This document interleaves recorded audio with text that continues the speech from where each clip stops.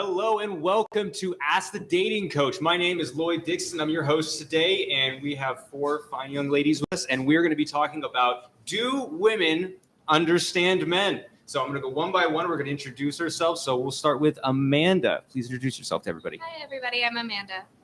And then Maggie. Hi, I'm Maggie. I specialize in feminine energy and polarity dynamics. Perfect. And my name is Lloyd. I am a dating coach for men, as you all know, partnered with Adam Lyons. And Kim? Hi, I'm Kimberly. That's all we need to hear? Apparently. I'm Gabriella. I am a mental health advocate for autism.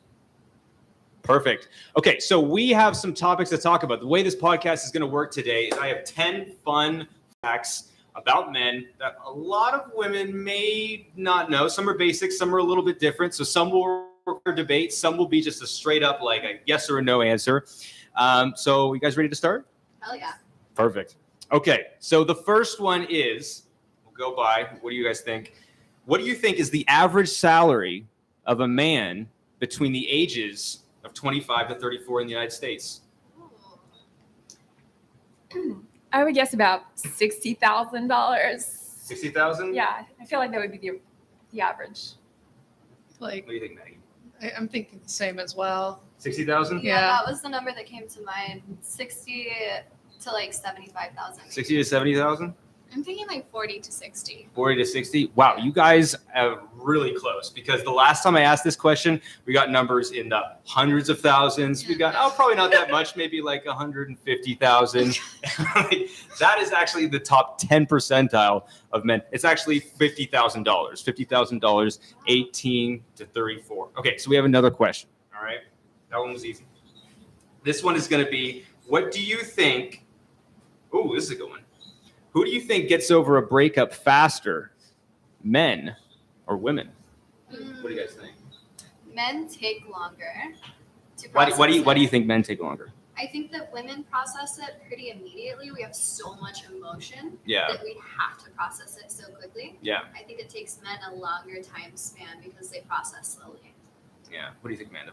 I agree with that. From what I've seen, at least, women tend to like tackle those emotions right away, and men tend to distract or push them off until a later date, and then they see the girl out or they have something happen, and then they deal with it. Yeah. So you think it's because they're pushing down their emotions that they're Yes. not processing them? Men don't often get the chance to feel emotions or express them. Right. And so I feel like, especially with a breakup, they're kind of just expected to be okay and not feel it. And then later on, they're like, actually, that kind of sucked. So then they process it.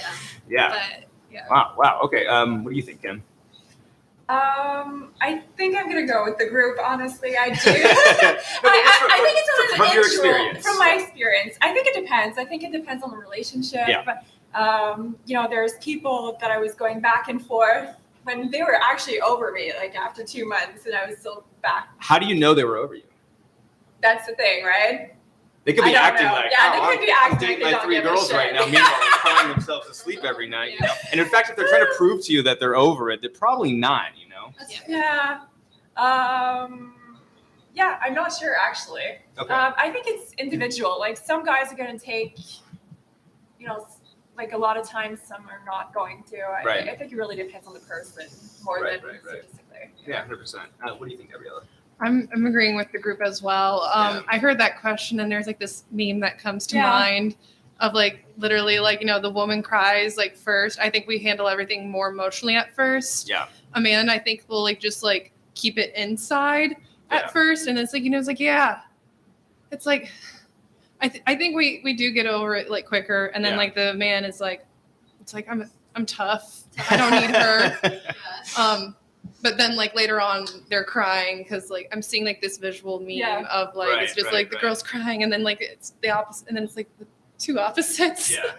And I do think that like whenever we do break up, there's like 1,000 people that are going to be around us. Like as women, like my mom's going to call me, all my best friends are like, oh my God, are you okay? And we have all these people surrounding you that actually like crying is okay. Crying is healthy. But the guys are just like, let's go get drunk and get you some more pussy. You know? I don't think it's actually going in the same direction. That might be why we're over it quicker. Yeah, so a better support system than Yeah. women have. Okay, yeah, that makes sense. So I think it depends on the situation, obviously, but as a guy who coaches men for a living and being a guy, I definitely agree with most of what you said, which is that men do take longer. So like this is the process that I've seen for a lot of guys when it comes to the breakup. So at first, the guy feels nothing. He's like either in shock or he's like, he still feels like they're together, or he's like, whoo, finally, I can get on new chicks. Let's go out and do this. So he calls up his buddy. They go out, and he goes out. Probably doesn't get laid because his game sucks. He's getting back in the mix of things, and he's like not doing too well. So, but it slowly starts to set in. And for me, I would say around that second week, when I texted her and she didn't text me back, that's when it hit me. And it was like immediately after that, I started getting really anxious. I started feeling like horrible. And I've noticed this with a lot of guys too. What's kind of funny is during the breakup, I don't know, some people, it's crass to say, but like some people might feel like they have the upper hand. Like if they feel like they were the one who ended it, and then when they maybe reach out to that other person and they feel like that person's not there anymore, they don't have that option. I think that's when the pain really starts to set in. I had a friend who broke up with he was living with this girl. And they were living together. And during the entire breakup, it was like 8 or 9 months, I was going through a breakup too. I'm dying. And he is like totally okay. And I'm like, well, what's going on? Like, why are you okay? And I'm struggling over here. Well, they were still talking, and he still felt like if he wanted to, he could probably get back together with her. Meanwhile, I thought she was gone. She wasn't responding to anything that I was saying. She was blatantly ignoring my messages, like checking on her and stuff. And so it was really hard for me. But during that time, he wasn't feeling anything. Well, it turns out about a month later, she found a new guy. And as soon as that happened, he calls me up and he's like, dude, now I'm hurting. Right. He has to face the reality that she's gone. So what I think happens at the beginning, there's that shock period where it's not really real for you and you feel like you have all this freedom because men value a lot of freedom. So we go out there, we try and get laid, and then it starts to become real. And then we start to feel real pain and emotions. And that support network and everything comes into play. And when we reach out to that person, she's not texting us back anymore. And then we start to see her, maybe she's moved on. Then there's like a third level of like, really just kind of like depression where you're not in this like shocking state of anxiety where you're just kind of like bled. You just kind of like feel like you're not going to be happy for a while or sometimes maybe ever, depending on how bad the breakup is. But yeah, I totally agree. I mean, I think that like a lot of guys don't realize how bad it's going to be before that happens. And here's another thing that, let me know what you guys' opinion on this is. Do you think that most women have mentally broken up with the guy before the breakup happens? Do you think? I love this conversation. Yeah. Absolutely. Yeah. Because from every relationship that I've been in, especially the last one I was in, it was a 1.5-year long relationship. I asked for the emotional bare minimum about 10 times before I stopped asking. Yeah. And when I stopped asking, that was me evaluating, is this someone who will ever give me what I need? Or is he just going to keep making promises and fulfilling it for a week, maybe 2, and then going back to neglecting? And so to be able to say like, hey, I have given you every opportunity. I have vocalized my needs, my desires, and you have acknowledged it and then done the opposite or not done anything. Right. I've been contemplating breakup for a while at that point, and it took me 6 months to break up. Oh, 6 months. I was about to ask. Yeah. Okay. It was 6 months of me expressing my need, expressing my desire, and being very direct, and him ignoring or fulfilling it for a week, maybe 2, and then finally we were done. Like, I think we were both done at that point. You're both done? Yeah. Because he was tired of me, saying. You think so? Yeah. Like if every time you come home, she's like, hey, you didn't do what I asked, or can we talk about this? He was an avoidant attachment and I was anxious. So I'm like, hey, let's sit down, hold hands, let's talk. And he's just like, you seem stressed, I'll leave you alone. So, yeah, I feel that. Like, I think we were both kind of out at that point, but for me, it was just like, okay, now I get to find peace for myself, and for him, I'm sure he felt the same way. So did the relief come when it ended, or did you have some pain like immediately after that? Oh, pain for sure. Yeah. The relief came about a month after. A month after? That's pretty quick. Yeah. It's pretty quick. If you were together for more than a year, that's not bad. It was as soon as I started dancing and bouldering and having like that physical side that I lost almost entirely in our relationship. It was like, oh, I miss myself. I get to fall in love with myself again, and that's where I like almost forgot about him. I think Nice. that's a really good part about having an anxious attachment is Yeah. it makes you really good at processing emotions quickly. It seems like you Anxious do a good job of attachment makes you more likely to process Oh, yeah. emotions quickly? that. I would assume so because when you're anxious, it's so heavy and like the necessity to Yeah. process it is right in front of your face.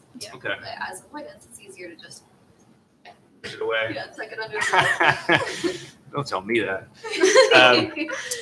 What do you guys think about that? Do you have any opinions on it? Have you gone through a breakup where you've mentally broken up with a guy before it's gone down? I just break up with them. You just break up with him? Done. Like I think it's just me being autistic and everything, but I'm over here just kind of like it's like you hurt me. Yeah, you're done.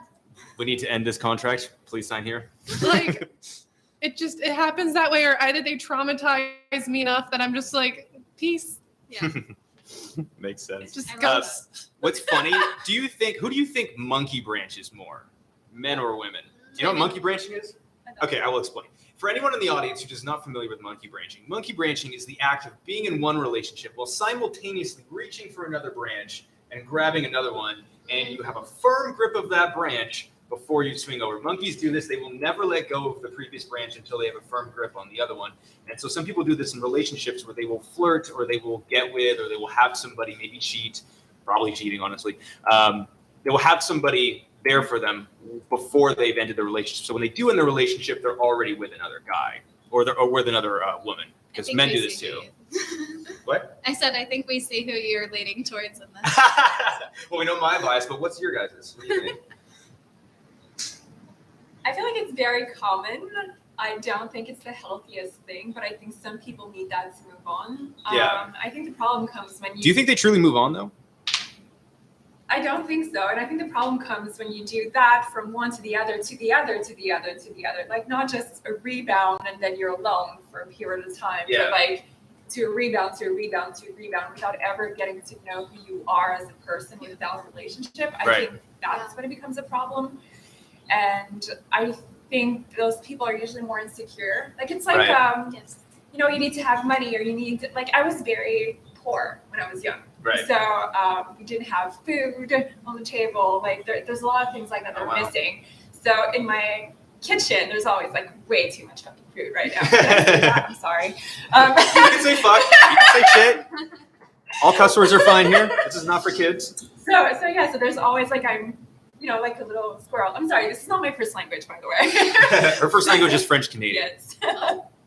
So I think it's the same thing. It's the same thing as a squirrel with nuts. You're like hiding it for a bad day. So you're doing Yeah. the same thing with relationship. It's just about being secure. It's a different way to do so, in my opinion. Yeah. That's a good analogy. I'll echo that by saying I think it depends, and this is not an absolute, this is not always, but when someone leans more towards having codependent tendencies, Yeah. it's way more comforting for them to have that.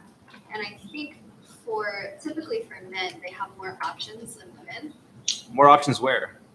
I'd say more options in the realm that, and this is not always the case, but sometimes I found that men have more options in the way that they like more women. They naturally are attracted to more women. And for women, we're like, I'm lucky if I'm attracted to one person in 5 years. So well, I think men have a lot of women they like or would like to sleep with, but don't want to sleep with them, and women have a lot of men who would want to sleep with them, but they don't want to sleep with them. Yeah, it's true. Yeah. Unrequited interest. I think women monkey branch more, and I'll tell you why. I think they monkey branch more because in evolutionary psychology, okay, think about us in tribal society. For many years, for 200,000 years, humans are the way we are. We think the way we are. Homo sapiens, that's how long we've been around for. So most of our time have been in these small groups of people. Now, let's say you lose your husband for whatever reason. You're unprotected. You're a woman, and if you're not in a group and you're alone and you don't have a guy, like you're at risk. If another guy wants to do stuff to you, you're pretty much powerless. So I think for women, as a safety or maybe like a subconscious thing that a lot of people will do is that they feel like they need safety, especially if they don't have a good father figure in their life. And they will like jump from guy to guy and make sure that they have a guy lined up because they don't want to be in that in-between period where they're kind of, where they're alone and they feel unsafe. They I feel think like, that's mitigated when you find safety in your own solitude. yes. And But that requires work. Yes, that requires work and stillness and effort and patience, tons of patience. Mhm. And it just comes with a level of consciousness of, can I take this time by myself? Can I be in a dark, quiet room with my own thoughts? For most people, no. Ooh. It's one of the hardest things to face in Yeah. general. I agree. Have you overcome that in your own life? It's a great question. Not entirely. Okay. I think to a large extent, I've spent a lot of time in solitude and Mhm. a lot of time practicing that. And over the years, as I've cultivated a meditation practice, it's helped immensely. And I think I'm still facing the pressure of, how am I enough just as I am? Where is the value that I provide? How do I value myself and value my thoughts, and also detach from my thoughts and know that I'm not my thoughts. I am How do you me. detach from the thoughts though? Is that like just mindfulness or? Mindfulness, and also leaning into whenever there are intrusive thoughts arising. You have these thought patterns, these thought spirals, these ones that drain your energy force, Mhm. and breathing and taking time to come back to your body and Right. not getting attached to the thoughts. So not saying, oh my God, these thoughts are true. These thoughts make me a worse person. These thoughts are gonna completely take over my entire being. But let me come back to myself. Let me come back to my body. Let me come back to my breath. Mhm. Let me put myself in a parasympathetic state. So maybe those thoughts won't exist at that point. That's Makes helped a sense. lot. Yeah, absolutely. We have something about it. Yeah, I've been working on that a lot lately, and I tend to say like, "Oh, I feel this way. I feel this way. I feel very." You been having some dark thoughts, Kim? Yes, actually. Yeah. Very Me too. stressful Me too. times, I have yes. very dark thoughts as well. But I've come to realize that when I say I feel something, most of the time that I'm saying something, it's not an actual feeling. Yeah. I'm just, taking an action. I'm taking something that's happening and I'm taking it as a feeling. Right. So I'm really working on being like, okay, but is this actually a feeling? Mhm. Is this actually something that is true? And then trying to like take a step back and say, okay, why am I thinking that? Why am I, just accepting that I'm like, that this is happening and I'm, taking it as true. Right. Yeah. Right. Do you focus on like maybe a certain part of your body when that's going down? Like if you feel like, for me, my dark thoughts are like, I'm super afraid about being seen as a failure. I work 12 hours a day. I do the best that I can. If I'm doing jujitsu, I usually overtrain because I'm super paranoid about being seen as a failure. So sometimes I'll lie in my bed and I'll be trying to fall asleep, and then the thought will creep up, come into my brain. It'll be like, oh, you did this today, or you didn't hit your goal today. What are your friends, or what are your family, or what is this person from high school going to think of you when they look on your Instagram? And then I start to get this rush of anxiety, and I get it from here. It comes here, and then it starts to creep all over my head. And so what I've learned in cognitive behavioral therapy is that a lot of times, you have a certain part of your body that has that feeling. And then if you focus on, okay, the part of my body is feeling hot or whatever, then you can overcome that by focusing on the part of the body and not the thought itself. Because the more you think about the thought, the more it's going to infect your brain, the more it's going to make you want to change it. And the more you fight something, The more it happens. the more it happens. Exactly. Right. So when I'm doing that, that's what I like to think about. But I think that makes a lot of sense. So I was having like these rashes here, like bursts of heat. And Yeah. that was stressing me out a lot. So whenever I would focus on it, I would get even more anxious and I would try to control it and make it stop. So that was like one of the biggest issues, that I would try to stop the anxiety so much that it would make it a lot worse. Like I was having seizures for a while. Just Whoa. from anxiety. Wow. what were you thinking about that was giving you seizures? I'm being afraid of failure. My friend's not thinking I'm cool, but what were you thinking about? Let's not talk about those Okay. right now. Okay. Does it be therapy session?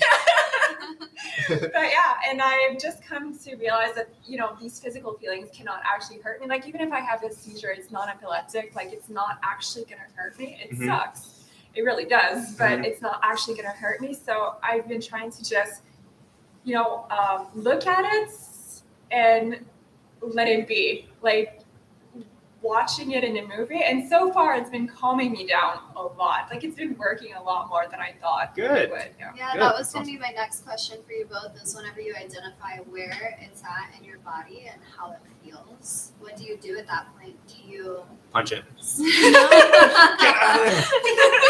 I hate Do you just breathe into it and let it release, or what does that look like? I think you focus on that and I focus on like spreading it out and just like letting it calm down. It's a work in progress. It's not something that I coach guys on. I mostly teach them practical steps like, hey, do these things, get better results with women. But I'm more focusing now on the internal stuff as well. But so that's something, an area of growth for me at the moment. Life-changing. Yeah, it'll be the next stage. Cool. All right. You ready for the next fun fact, you guys? Oh, yes. Okay. Don't look. Trying. Did you cheat on math tests in school? Yes. I love how direct you are. How did you cheat? I'm curious now. I don't remember how to do math, but I can tell you how I cheated in Chinese. Okay. I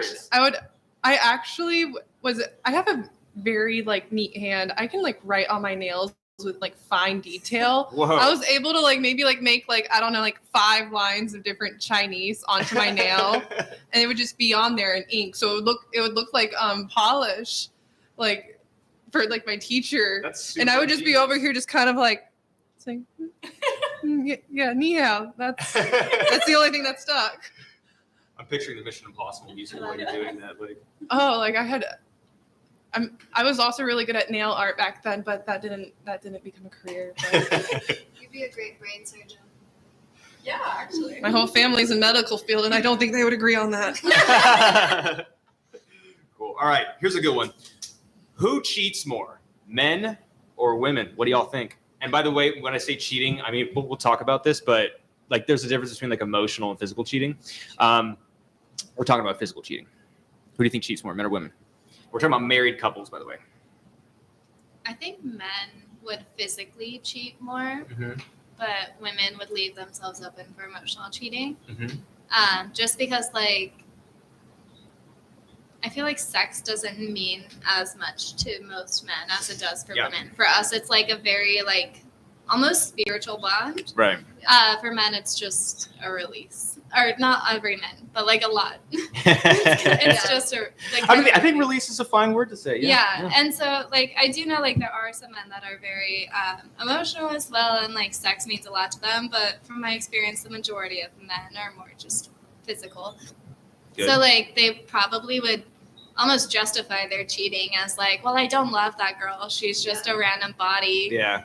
But for the woman, that's so much. She means nothing to me. Yeah. I don't even know her name. Yeah. What do you think, Maggie?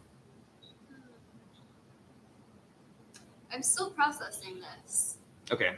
Do you need a moment? Like I can Yeah, I ask can you. answer. Yeah. Kim's ready. I would say women, Ooh. and I'm not sure, but No. That's not an indication whether you're right or wrong. so I think it's about opportunity. Yeah. So I think girls have more options. Women in general have more options to cheat. So I think the idea that men cheat is that they're dissatisfied with their partner, right? Like Mhm. whoever's cheating is dissatisfied. So men, it can be sexually, but girls can also emotionally be frustrated. Like you said in your relationship, you took 6 months to actually make the move. You were frustrated. You didn't. Yeah. You probably Of didn't course cheat. Did the thought ever cross your mind though? You're Never Okay. once. But I'm sure you had opportunities, or you could have made opportunities during that time. Easily. I was getting hit on throughout the whole relationship, but I'm like such a hopeless romantic. I was Yeah. still like begging my boyfriend at the time to love me, and like my only thought was of him up until the last day when I moved out. So like, oh. A loyal bitch. yeah. Let's exaggerate.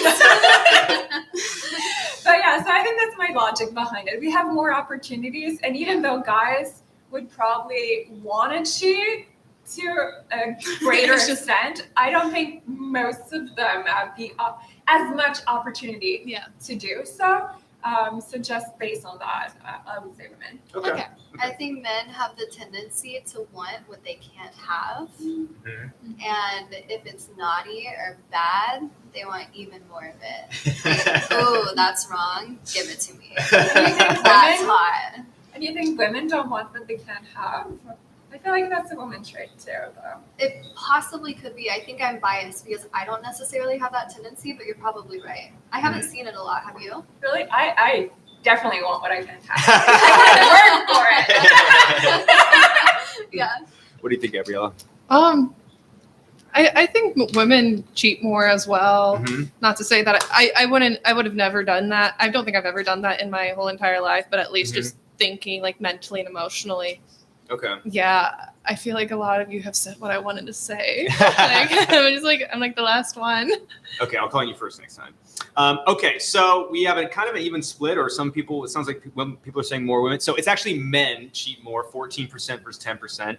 But if you go by 18 to 29-year-olds, more women cheat than men cheat. It's 11% versus 10%. So it's a slight difference. And it's kind of funny because you were talking about this, Amanda. Men and women cheat for typically different reasons, according to evolutionary psychology. Well, I mean, every situation is different, but on average, men, even if the relationship is going great, they have just as much likelihood to cheat as someone who's in an unhappy relationship.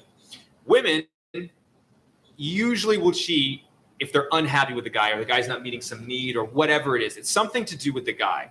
And the reason why is because men tend to prefer more sexual variety than women do. Now, I'm of the opinion that if they are in a really good relationship, that if it's really good, they're not going to want to sabotage that thing if the reasons are good enough. But in terms of purely based on stats and evolutionary psychology, men have a tendency to do that more. But women, I think if you did this study 20 years ago, the difference between men and women was much higher. Men were cheating way more, but women are catching up. Yeah. It's getting closer and closer. Equality, finally. Equality. Okay, cool. I'm actually surprised that it's younger men that are performing less in the cheating department. I feel like they have more libido. Yeah. Like, Yeah, but they have less options. So younger men they don't have as many options as like an old, like if men usually are seen as most attractive, like once they start to get in their 30s and stuff like that. So they tend to have a little bit more options there. Like an 18-year-old guy, he's probably just happy to be in a relationship. He's probably happy to be getting laid. Like, so, a lot of times, and from the guys that I've coached so many guys who are like younger, who like had the love of their life, like leave them for another man or cheat on them and just like break their heart completely. And they go through this angry, I hate women phase, and it takes them a while to deal with that. And then, by the time they hit their 30s, they're starting to become more mature. But I've heard that story a lot for a lot of men. So interesting. All right.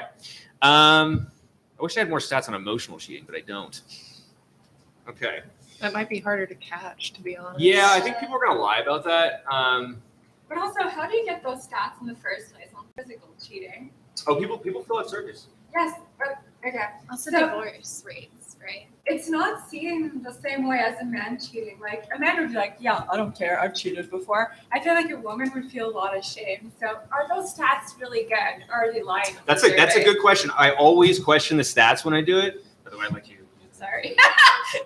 But they usually use, so a lot of the data that we get for these studies are done in colleges, but nowadays they do like surveys and they reach out to people. So they are anonymous. So you'd think that like people would be honest because they have no reason to be, but you never know. People maybe are lying to themselves. Like, oh, that wasn't cheating. It was in Cabo. It doesn't count. It's like the definition of cheater. Yeah. I talked to a guy that I used to date, and it's just like he didn't realize until like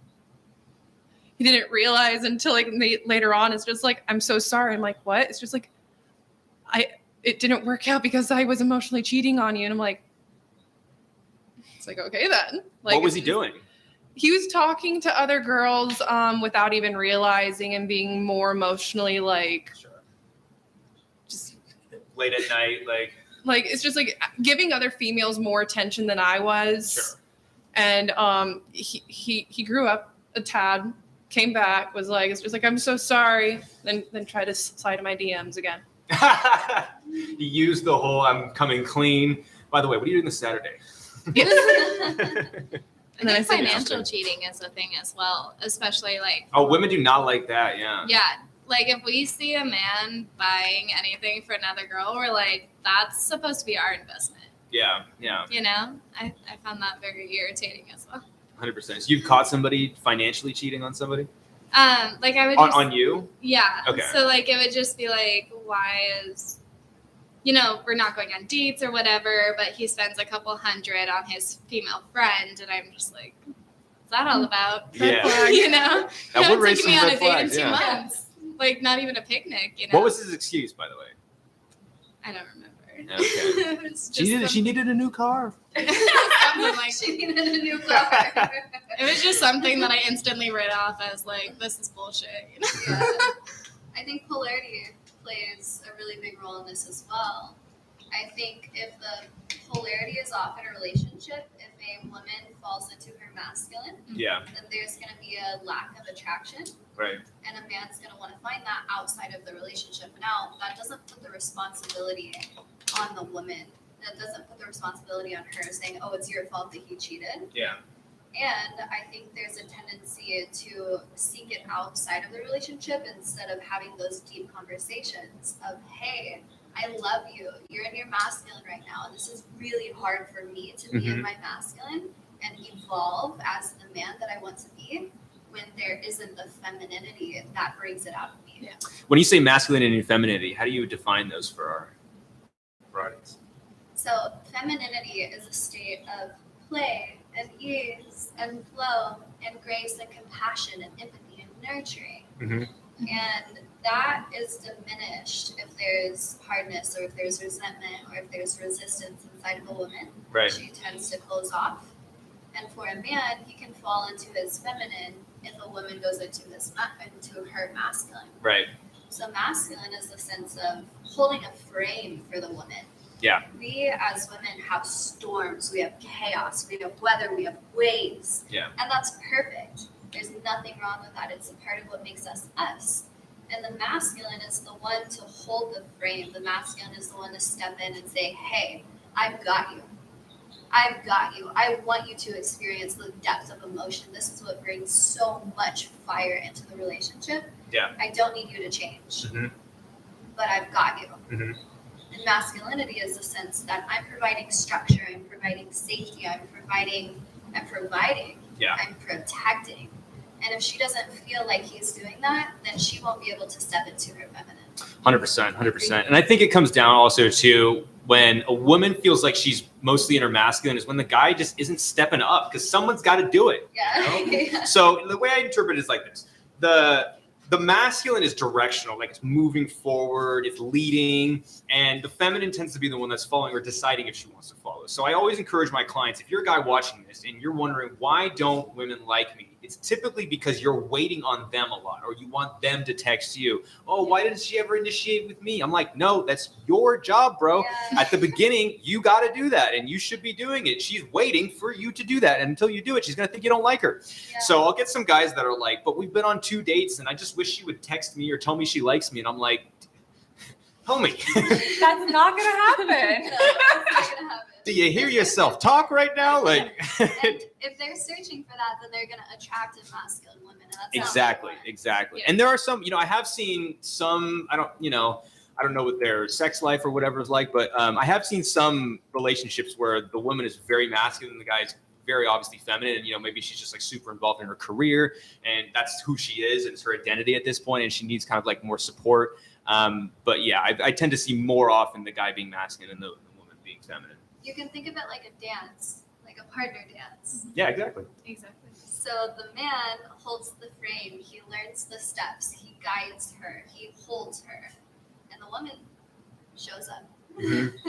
Well, she follows. She's part of the dance too, and She follows, she brings the light, she brings the play, she brings the joy and the fun. absolutely, she does all the spins. One really fun part about dance too is that the men often have a more beautiful dance when they do less.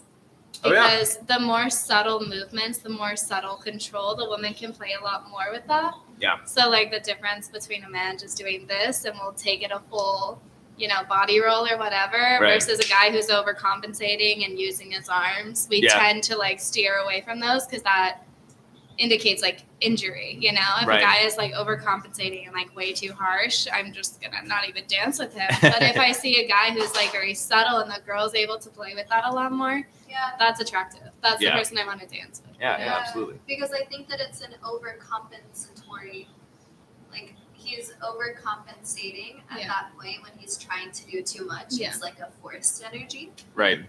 But when he's able to sit back into it and lead without the like trying to prove or Yeah. trying to do too much or like doing it out of fear. Right.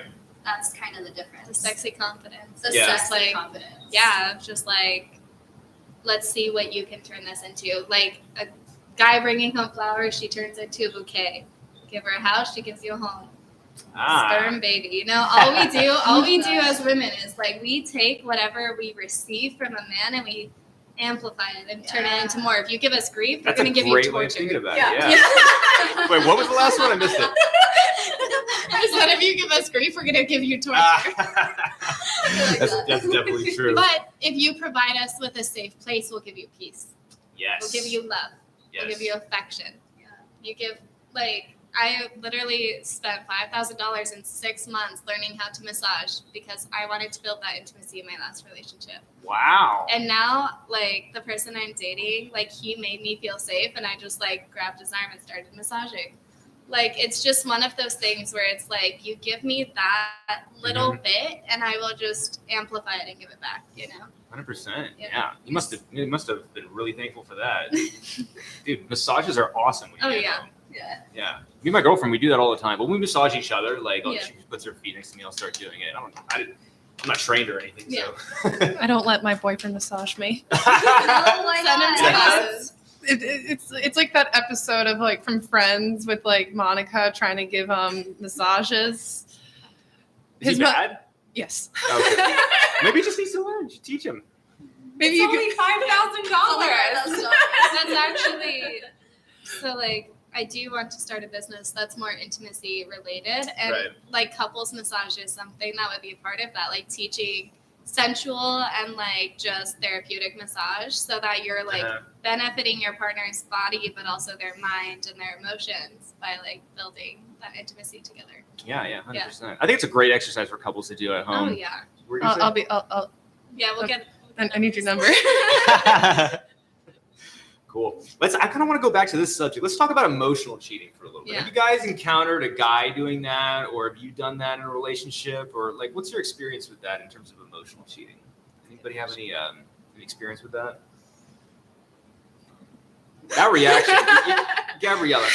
There's got to be something that you're. That's you, girl.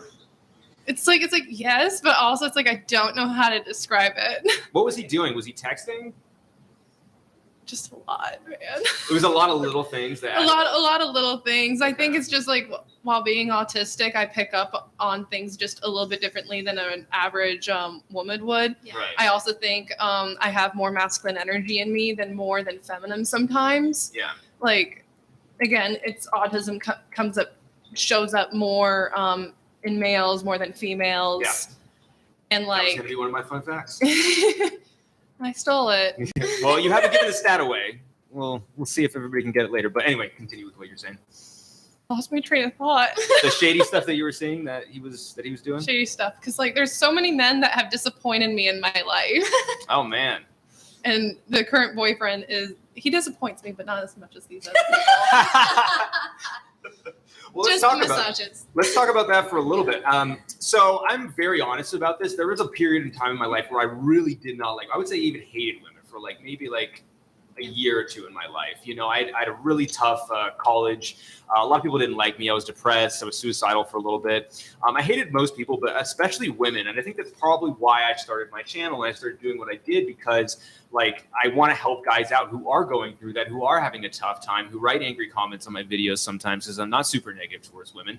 And, you know, when you're in that spot, it's very difficult to get out. And so what I started to do was I started doing it bit by bit to get like positive experiences with women. And over time, I've had so many positive experiences that they completely outweigh the negative experiences. But there was a time where I really felt like, I think early 20s is a tough time for guys because your testosterone is at the highest it's ever going to be. No women wants to get with you, you know, like you feel very, just the world doesn't like you. I think Blink-182 had a song about this, right? Yeah. Nobody likes you. Is it Blink-182? Yeah, nobody likes you when you're 23. Yeah. Have you heard that song? Everybody likes you when you're 23. Yeah, that's a Yeah. song. Very famous song. Okay, cool. Sing it, serenade us. No.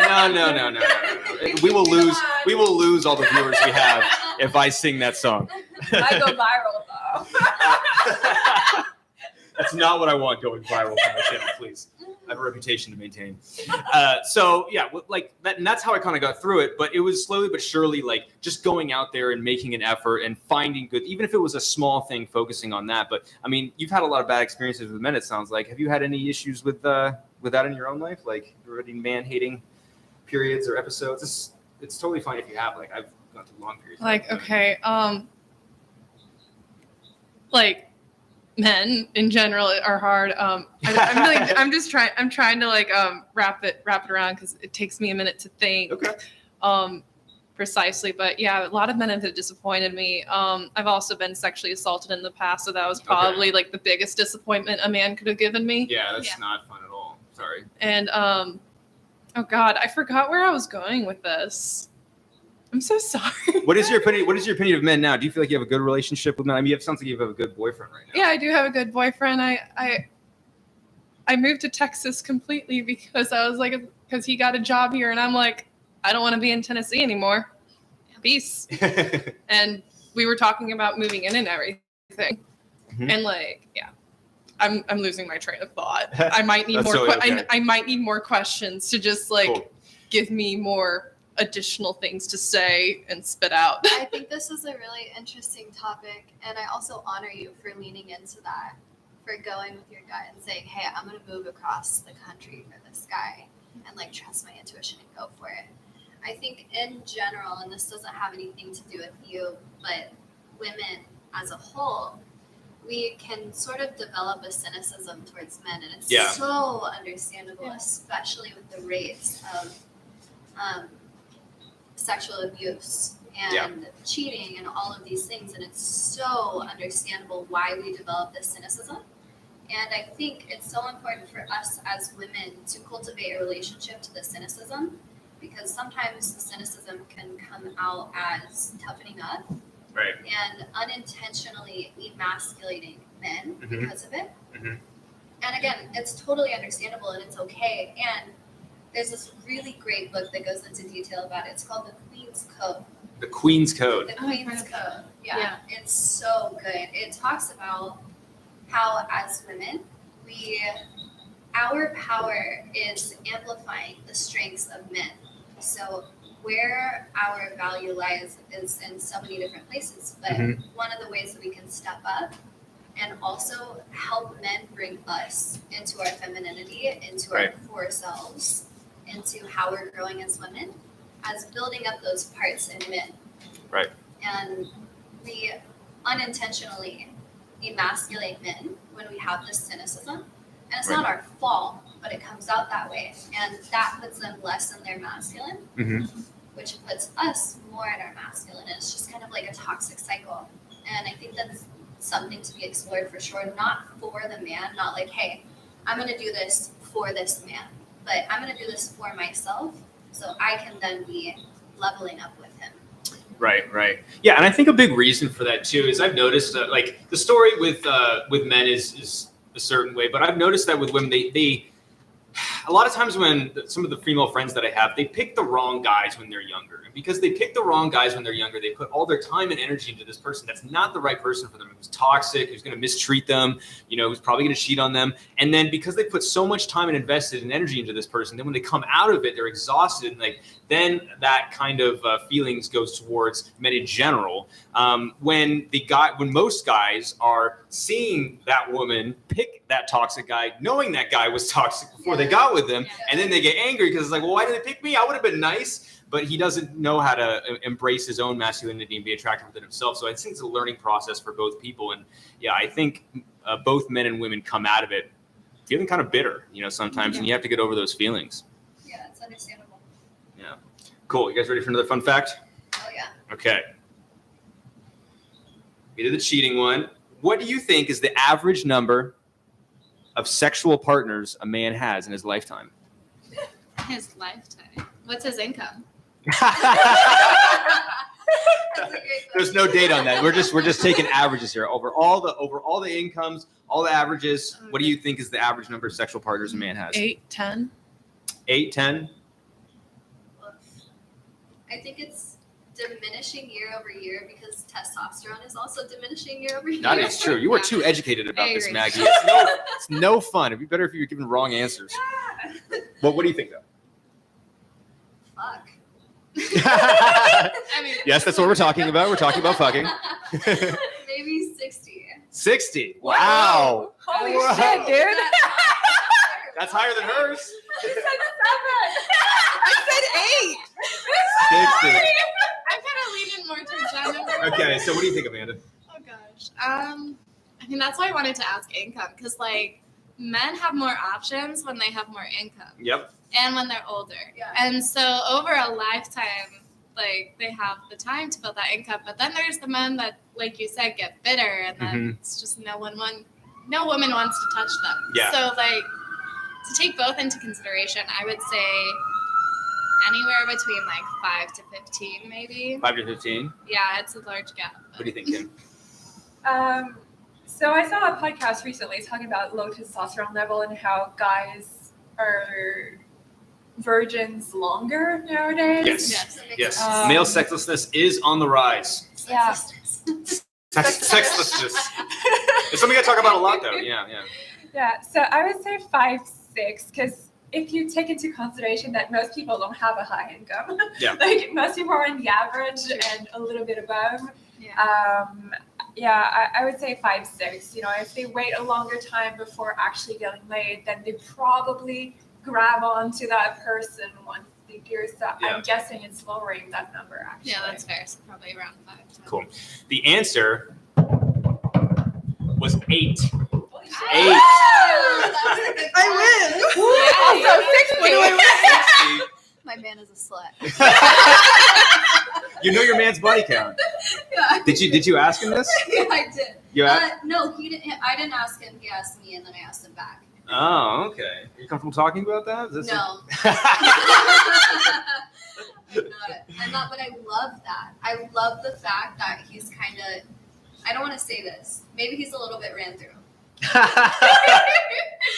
But I love, I'm not sure that's how he'd describe it, but you know, he does the running. I love that about him. He's had so much in the capacity of like exploring women and exploring himself and his sexuality and getting to know bodies and the language of the soul, and also combining the spirituality part of that. So I love that. I almost would prefer that. Mhm.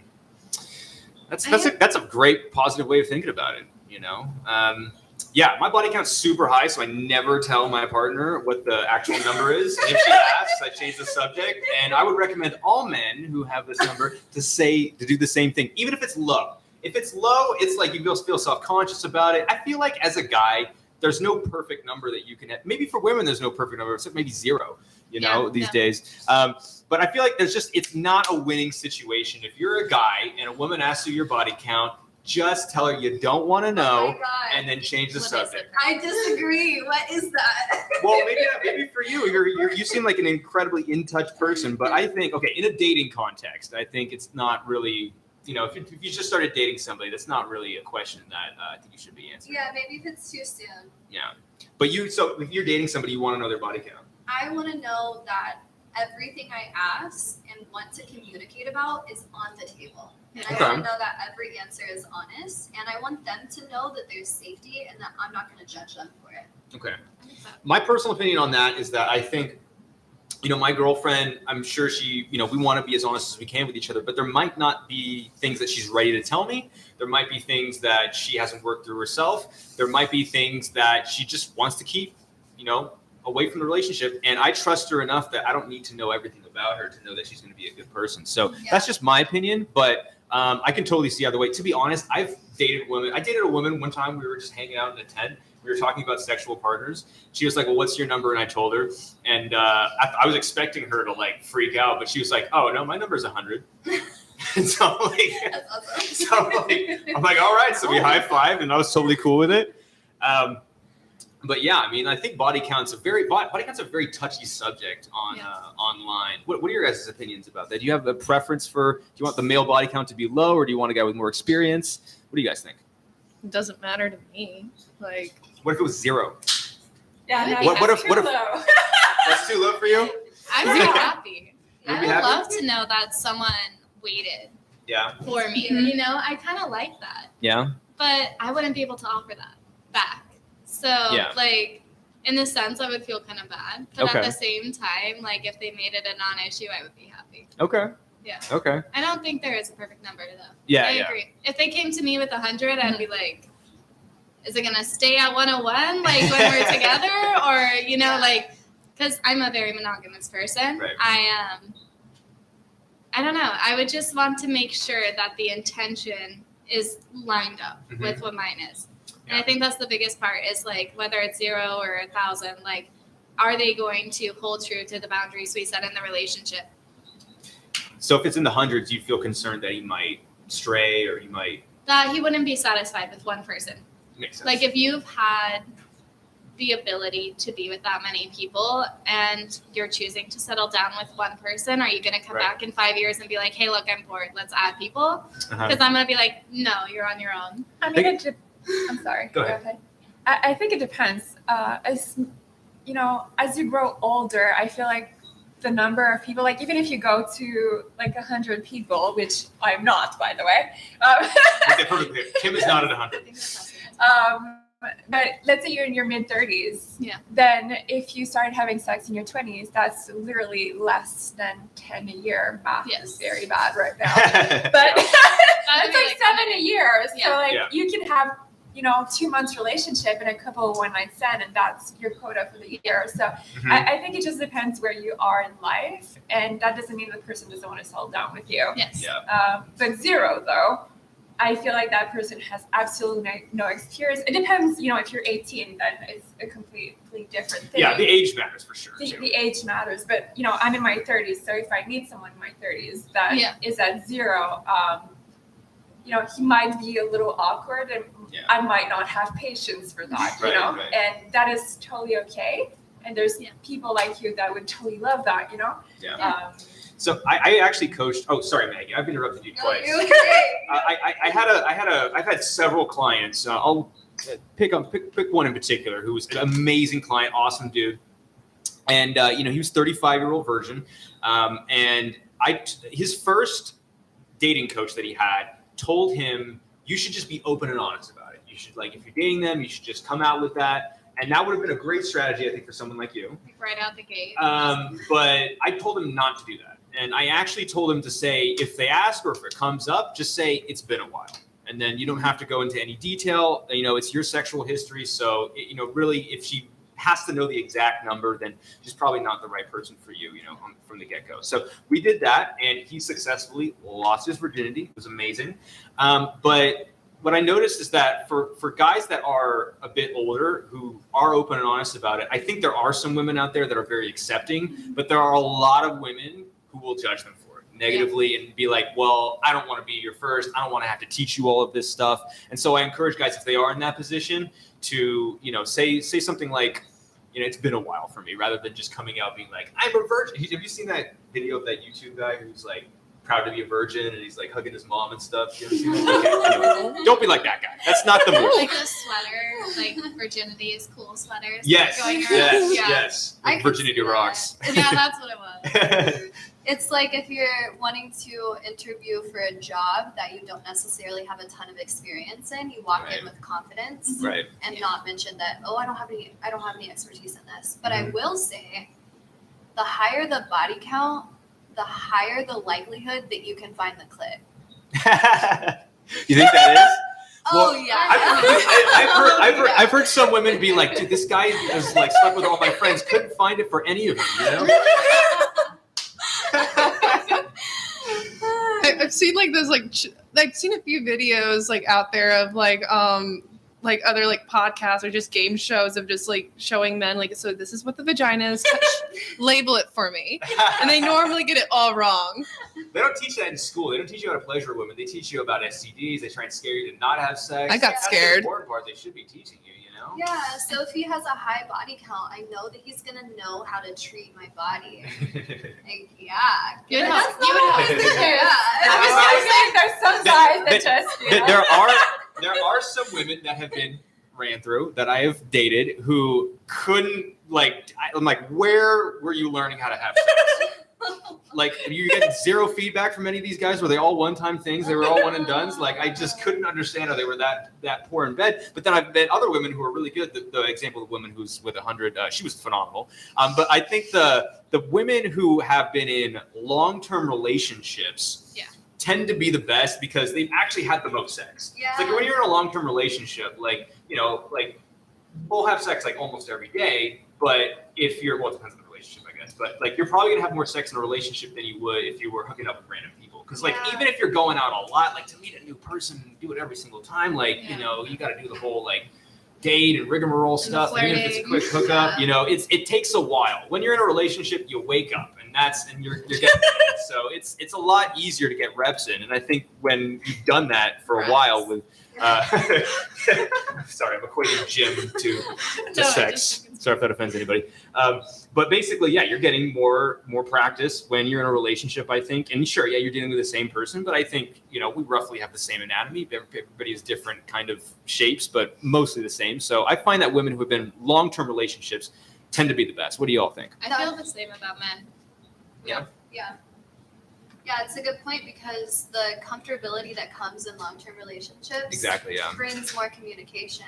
And I also love this conversation because this is something that my man has given to me and I cherish him so deeply. Mm-hmm. And I'm sure he'll be fine with me sharing this. Like, he's watching right now. Yeah. You're gonna text. But in sexual experiences, he will ask me, "Oh, baby, does that feel good?" Mm-hmm. And I have the opportunity to be like, yes, or fuck yes. And he'll ask me, he'll say, do you like it when I do this? How much do you like it when I do this? Rate it on a scale from 0 to 10. How much do you like this? Oh, that's very specific. It's so helpful. So while you're doing it, you're doing 0 from 1 to 10. You're thinking about that? Yeah. About a 9.3. That's a 0. I feel like 8, 10, 8, 10, okay. 10. That shows to me he cares enough about me to learn my body and what turns me on, and that fucking turns me on. Great. Yeah. What do y'all think about that? You give number systems. I think you've got the guy.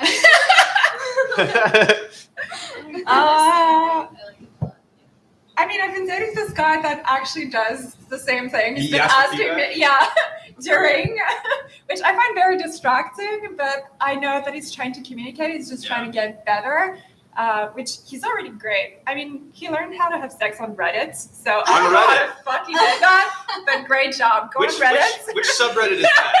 I'll ask him. Maybe I'll send him a message.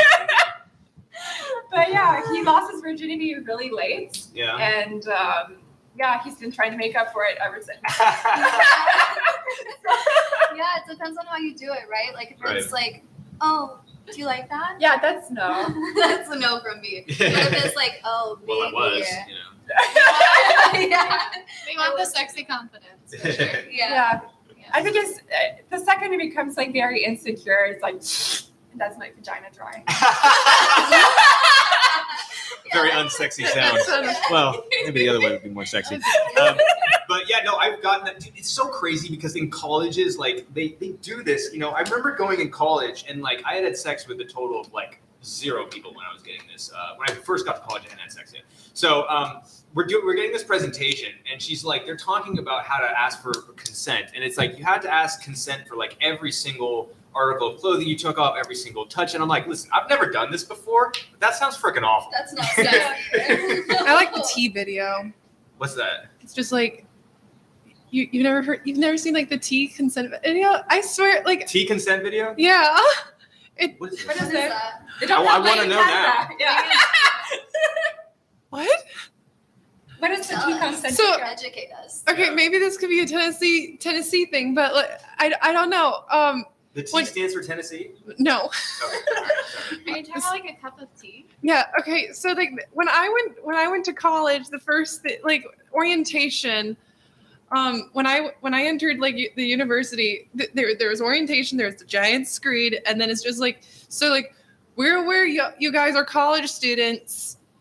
We're aware that you're going to have sex. So here's a consent video, and I am so bad at explaining things, but like I'm very invested. It's like it's just like, so it's like there's this cup of tea, do you want a cup of tea?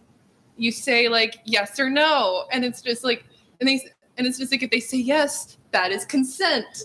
And then it's just like, here's a cup of tea, and it's just like, no, I don't want the cup of tea. It's just like so they don't want the tea. And then like following that, it's just like this person's asleep. Mm-hmm. And then the person's just like, do you want some tea? They're non-responsive. Don't do it. And then it's just like then like another part of the video, it's just like, here's some tea. It's just like it's like, this is some tea. They pour it on the person's head and like, or try to make it drink it. And it's like that is not consent. Don't do that to a person. That's just such a weird way of. I'm picturing college That's a weird students. analogy. I'm picturing some guy bringing some girl back to his place and be like, "Would you like some tea?" And he actually brings out some tea. And he's like, "Is this what I'm supposed to do?" I swear, I'm so it's just confused. wait. I feel like a virgin meant that video. Like I don't know. Like okay, I feel like everyone here is older than me. How old are you? I'm 23. Oh, same. No, she's same as you. Okay. I'm 31.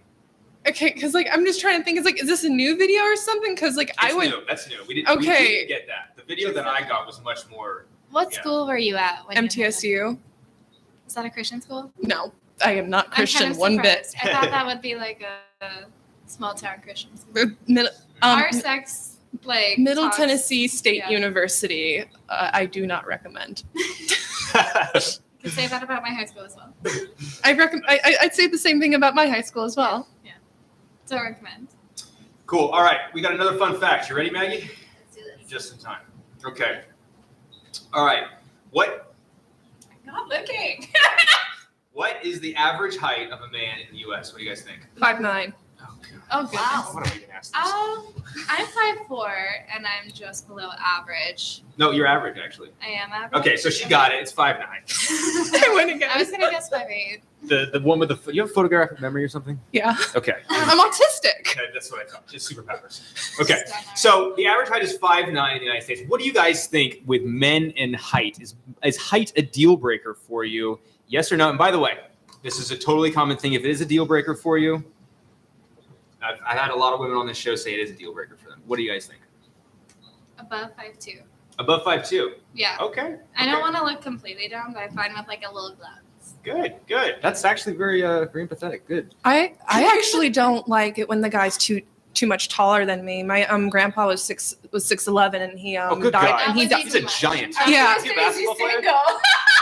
He's dead. Clearly someone with some high requirements right here.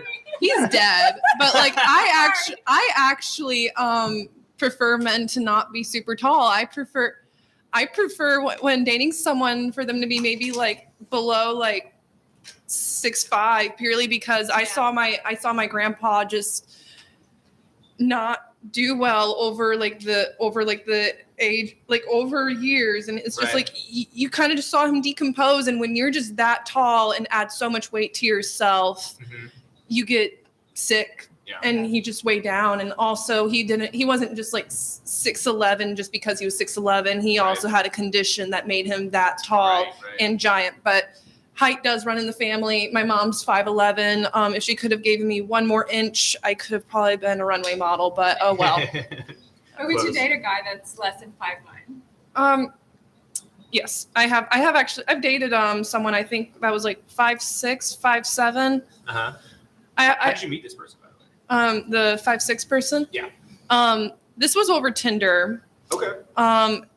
And That's important because a lot of men worry about that. A lot of men figure that if they're 5'6", they're going to get 0 matches. but also he was a Middle Eastern man, and he spoiled me. The financial part, I It's guess. from Dubai, probably. Okay. Sounds like you have some height requirements, though, Kim. Well, I'm 5'9", Uh-huh. so You wouldn't go below your own height? I dated this guy for 6 years. I was 5'7". Okay. And I would prefer someone that is taller than me. For the right personality, I would, say 5'8", 5'7". But I would definitely prefer. It's just like feeling safe. I'm Right. already tall, and just the feeling of being able to be in someone's arm and like feeling tiny. Right. I don't get that a lot. Mhm. So I felt like I was like saying the masculine energy. I felt like I was the masculine energy, just for height. Right, Yes. right. Makes sense. So Cool. What do you think, Maggie? Yeah, I would echo that, and it matters more that he has a masculine presence and also physiologically he's masculine as well. Yeah. I want to know that he can throw me across the room and slam me up against the wall. I agree.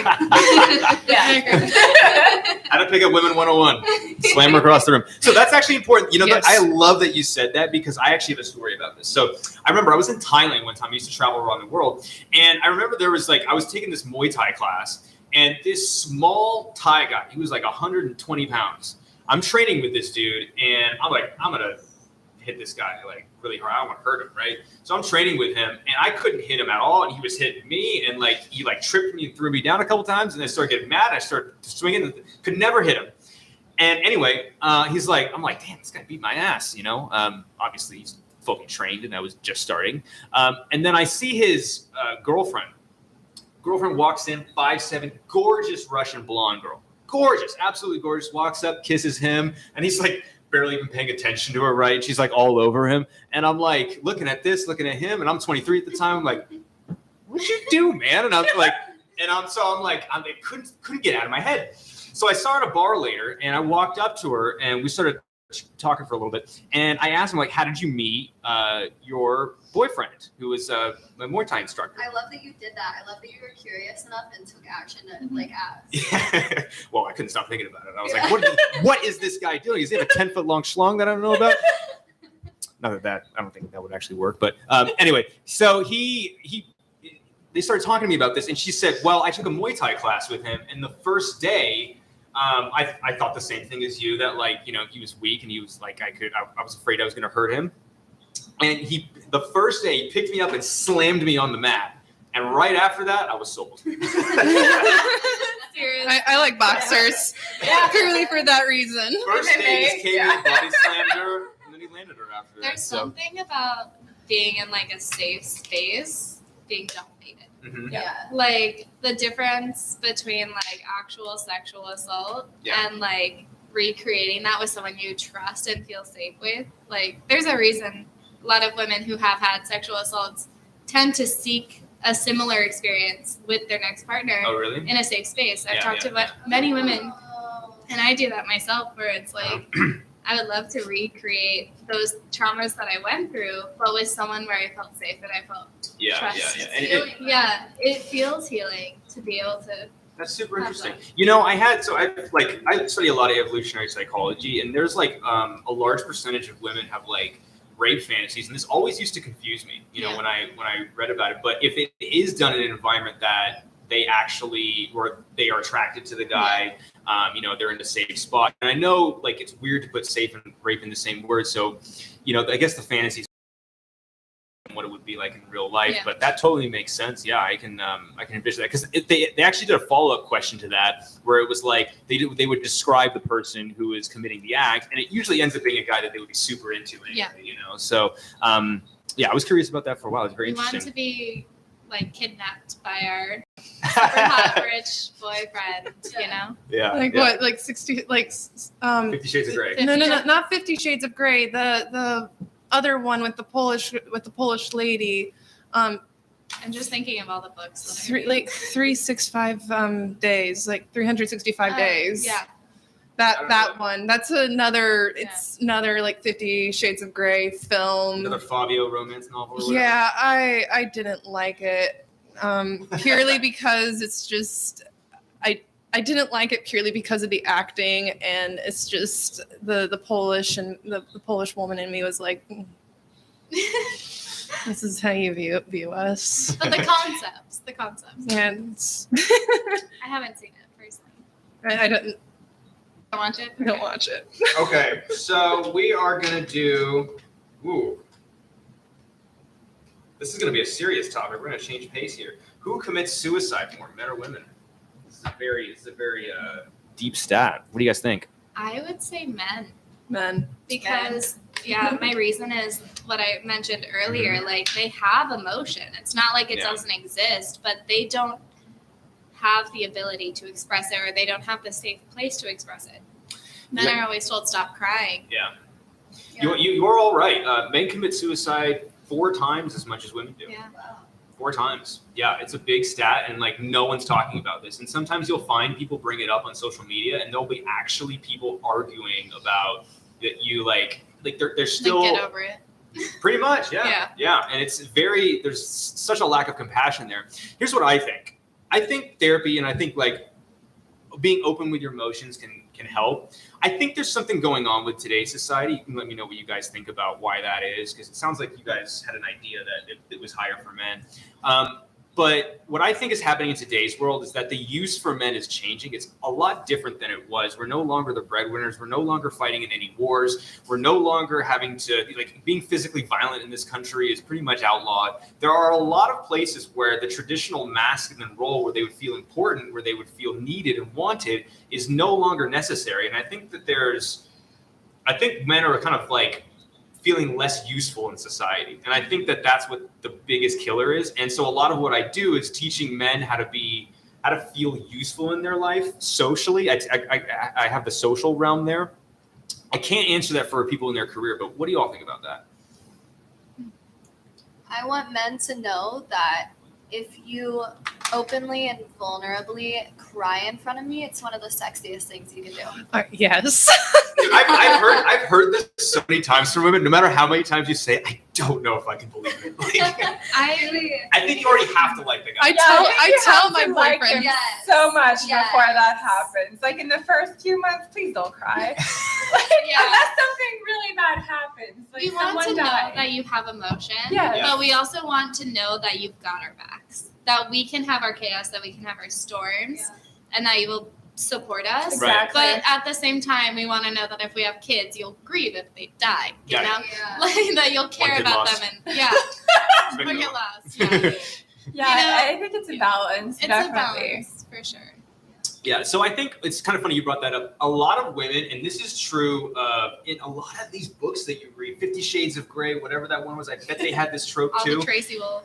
It's the wounded warrior one. So 50 Shades of Grey, he's messed up psychologically, but he's super rich, he's super powerful. And then like the wounded warrior types tend to be a big hit with women. And I think the reason is because women and like men, they like to feel useful. And the emotional realm is the feminine side. That's where she can be empathetic. That's where she can be compassionate. That's where she can be used for him because he doesn't know how to deal with that stuff. So it's useful for her to be in his life, and she's necessary for him to deal with those issues. And so I think that that's why the wounded warrior type works very well. It's kind of like Beauty and the Beast is one of the oldest stories ever written. And it's one of the most popular stories because it shows that dichotomy between the ultra masculine and the ultra feminine coming together, where the beast is, this barbaric creature who's uncivilized, who can't deal with the stuff that he's going through. And Belle basically tames him, turns him into a civilized human being and makes him normal and allows him to interact with the regular world while he offers her protection.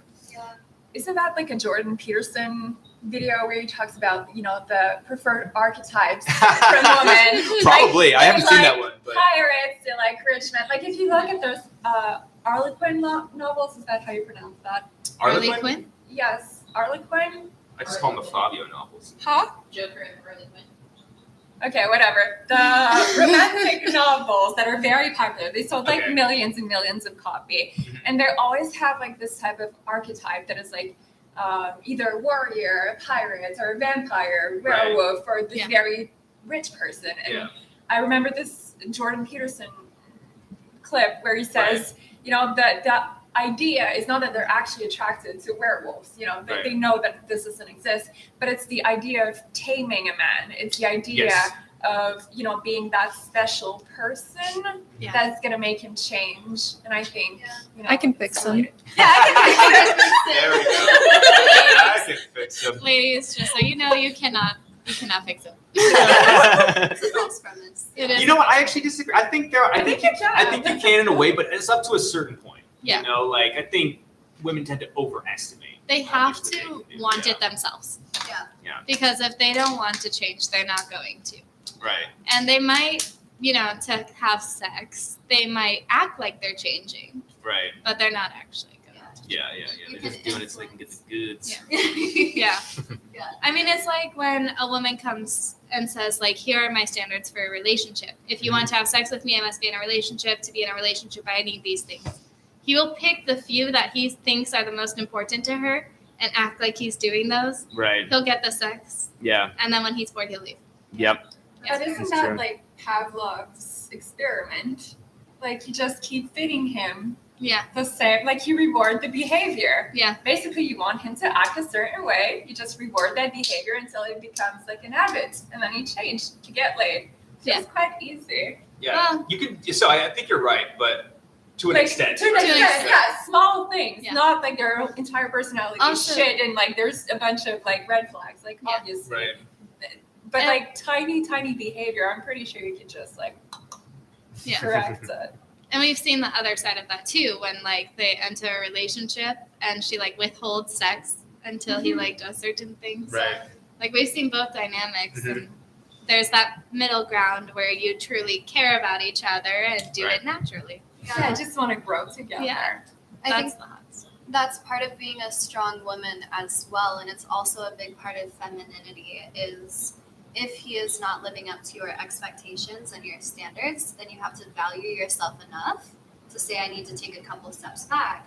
And in those couple steps back, that's when the lessons are integrated for him, because sometimes when you're right in front of his face, you're right there, he has you, you're not going anywhere, he knows that things are on lock, he doesn't have incentive to change.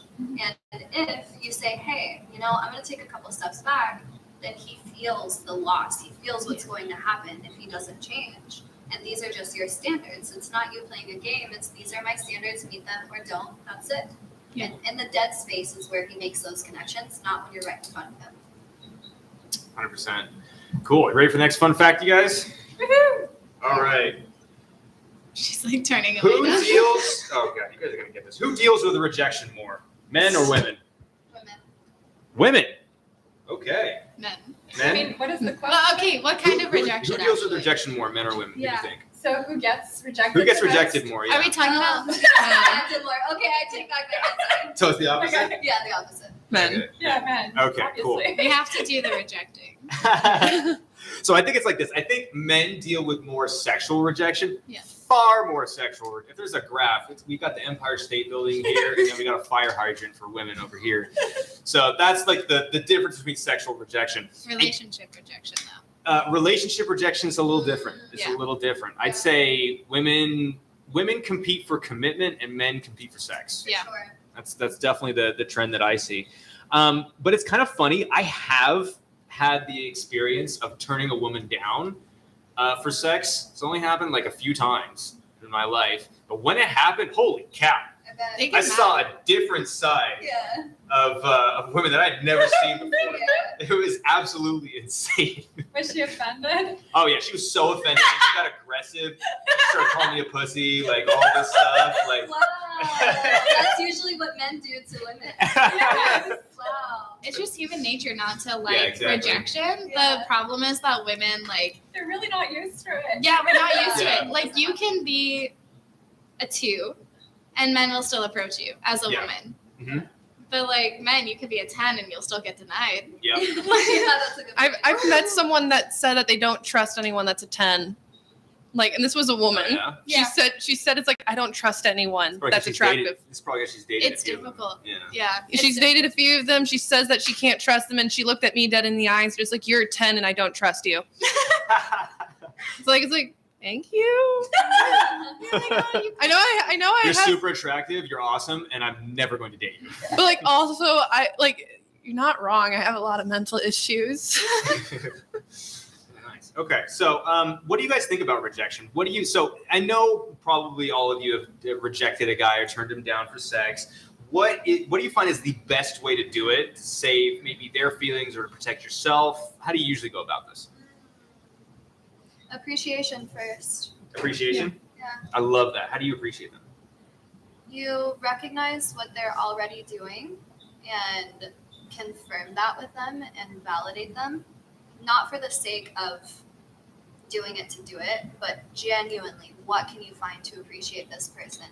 How can you make them feel loved? Mm-hmm. And know that this criticism is for me and it's not about you. Mhm. This is what it's going to give me. Yeah, I tell guys all the time, if you walk up and approach a woman and, she says she has a boyfriend or whatever, don't take it personally every single time. Because a lot of times, it has nothing to do with you. You know, maybe she's just in a situation where she doesn't want to talk to a stranger or entertain that right now. Yeah. People have shit to do. So it's important to not internalize it as much and just see it as rather, oh, they don't like me. They don't know you. They don't know anything about you. So it's inappropriate for you to take that level of rejection upon yourself. Yeah. It just means they're not ready to talk right now. And it's courageous for men to approach women in the streets. Yeah, Like, it's scary. that's so hard for them. And if you validate them for that and show them like, hey, I fucking love that you have the confidence to do this, Mhm. and I'm not interested. I love that. Then they leave with like that mixed feeling. Yeah. Thank you, but also ouch. But honestly, for me, it depends how they approach. Right. Yes. Don't Coming appro- from like the dance scene, like there are some guys that'll just grab your hand and assume that you'll be whisked off onto the dance floor. But I've like pulled back and I got called a bitch because I Whoa. was like, no, I'm not gonna dance with you. And he's like, why not? I'm a great dancer. I'm like, I haven't seen you dance. Like, for all I know, you could hurt me. And sure enough, he was like, fine, like watch me dance with someone else and then you'll dance with me. I was like, if I like what I see. Nice. He was like jerking her around and like getting way too close to her. And he comes back and I'm just like, it's not going to happen. Good. No. And then he was like, why, are you just scared? I'm like, no, yeah, I'm scared. Like, I'm afraid you're going to hurt me. And then he called me a bitch and I was like, thank you. Like, Wow. I would rather be a bitch than be hurt. Spurned mean men. But then there's the sweet guys that are just awkward or like nice but not attractive or whatever it is. And you're just like, I really, like, I do appreciate you coming up, but I'm not interested or I'm not dating right now or I'm in a relationship. Like, whatever your reason is, like, I like to give people a reason because otherwise they're just going to be like, what was it about me? Yeah. You know, I'm just like, sorry, like, I really appreciate you coming up, but I'm just not really interested or I'm not attracted or whatever. Yeah. Have you ever turned a guy down who's approached you and then he handled it so well, so confidently and walked away that you're like, huh, Yeah. maybe I messed up. You have? You Yeah. have had that The experience? guy that I'm currently dating is Who was that? Well, yeah. You So never had that happen to you, Maggie? no. Not where I regret saying no. I did not regret saying no. Okay, that's not what happened. But he took it so well, and he wanted to be my friend. And I've had this problem for years, where like, you know, guys that I'm friends with for a long time, and they end up, you know, falling in love and being all bullshitty, and then you're like, yeah, well, no, we were friends. I told you we were friends, and then they just disappear from my life, and they don't want to talk to me anymore. And he was just like, okay, well, you're a wonderful human as a potential date, but you're also a good human as a friend, so I'll keep you as a friend. And I was like, that is so considerate. And then, you know, afterwards, it's okay. So, Interesting. Well, Maggie, what about if so have you turned a guy down and then later on met up with him again and then it went better the second time? I don't think so.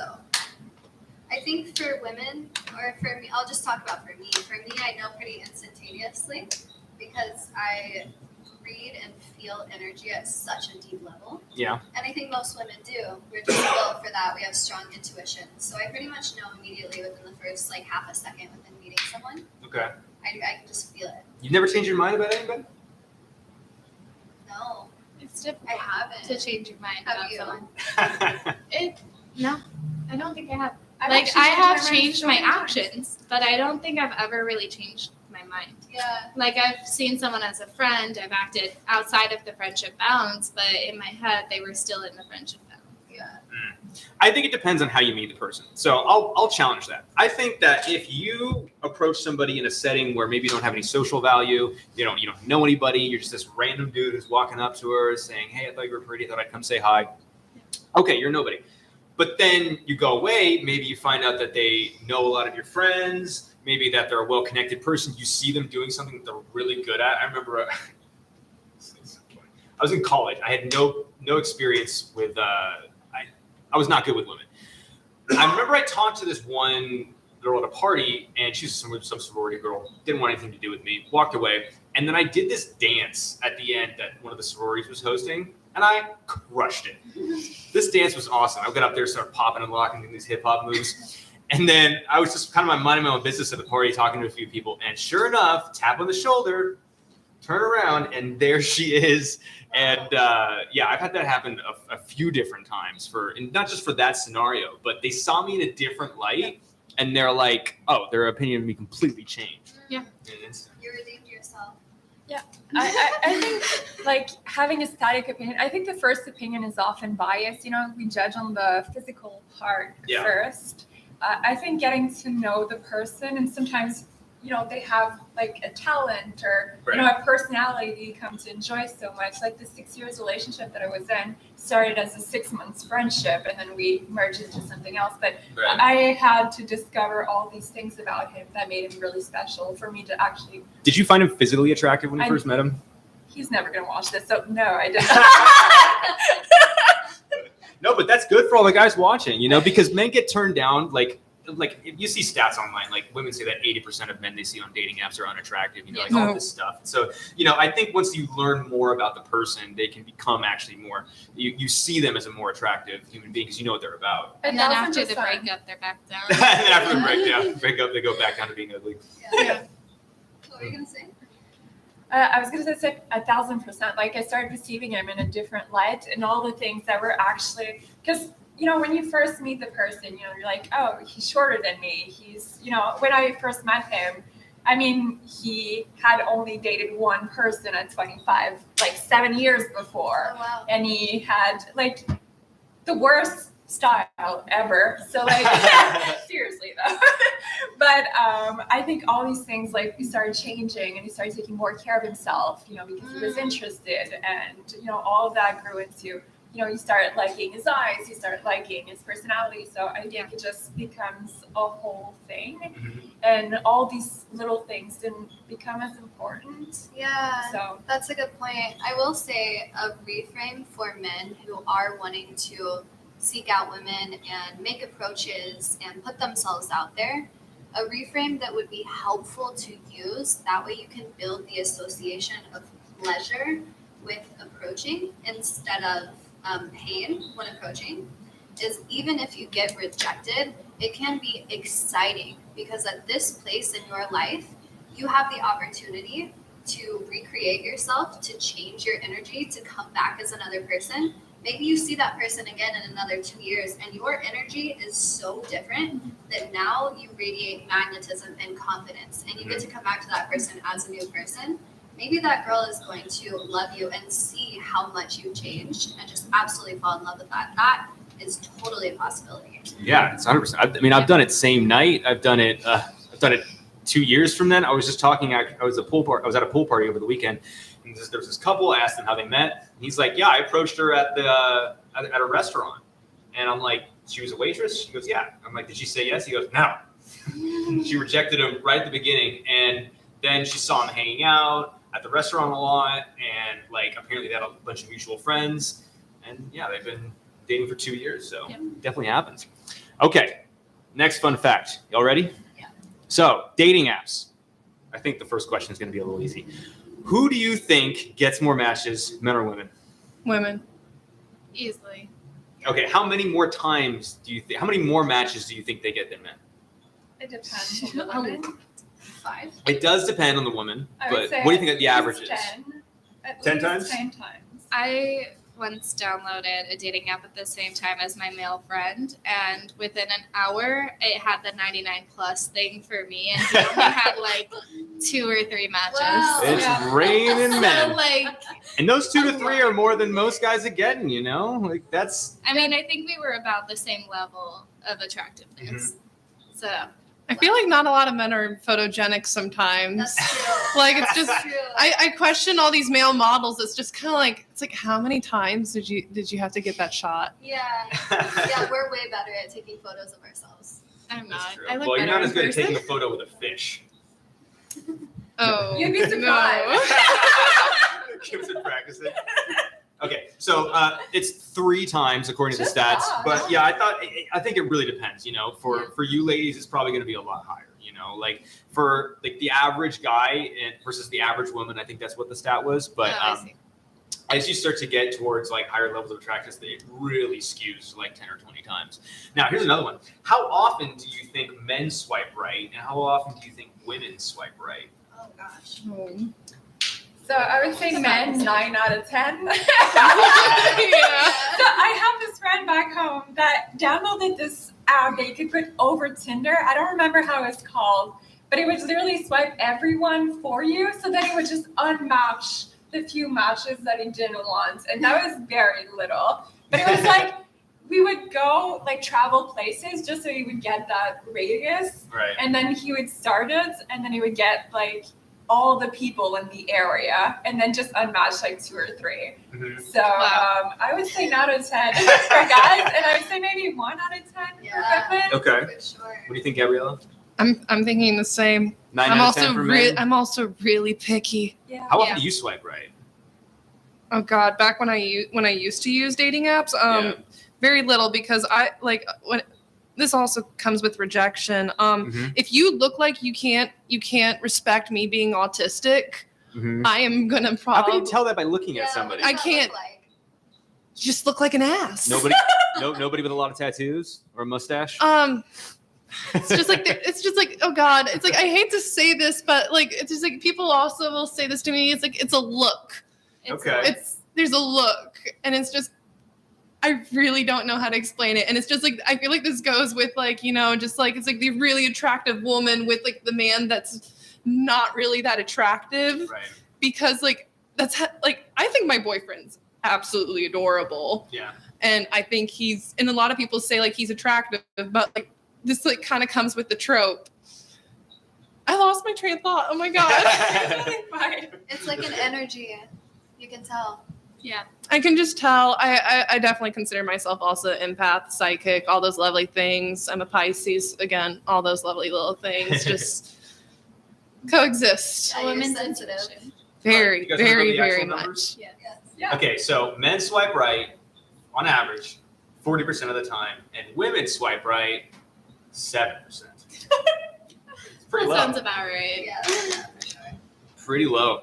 Yeah, I think so. With the dating apps, this is just my opinion on dating apps. Like, I think guys can do well, but you never want to make it your primary option. I think your Yeah. primary option should be to meet people in real life, and that way, you're actually making organic connections. It'll bring you more confidence. If you're just using the dating apps, I mean, what's your guys' experience on it? Like, I find that a lot of guys, when they only use dating apps, inevitably they will get super frustrated. And I found that like, my female friends will get really frustrated too. They'll go on it. They'll just get a ton of matches. They'll sift through them and like maybe go on a few bad dates. And then after 2 weeks, they're done. Yeah, that's about how long I lasted. All the guys I've dated through like websites have personally traumatized me, except for the Dubai guy. Oh, you traumatizing gifts. He actually fell in love with me and actually let me go because he could tell Aw. that I wasn't really that in love with him. Oh, that's so sad. But we proceeded to be friends, and and then he had to go back. Okay. Well, Does he he's still that's send a you very gifts? mature person. No. She's like, darn. What's your experience? on Mo, dating if you're out there, please send me more gifts.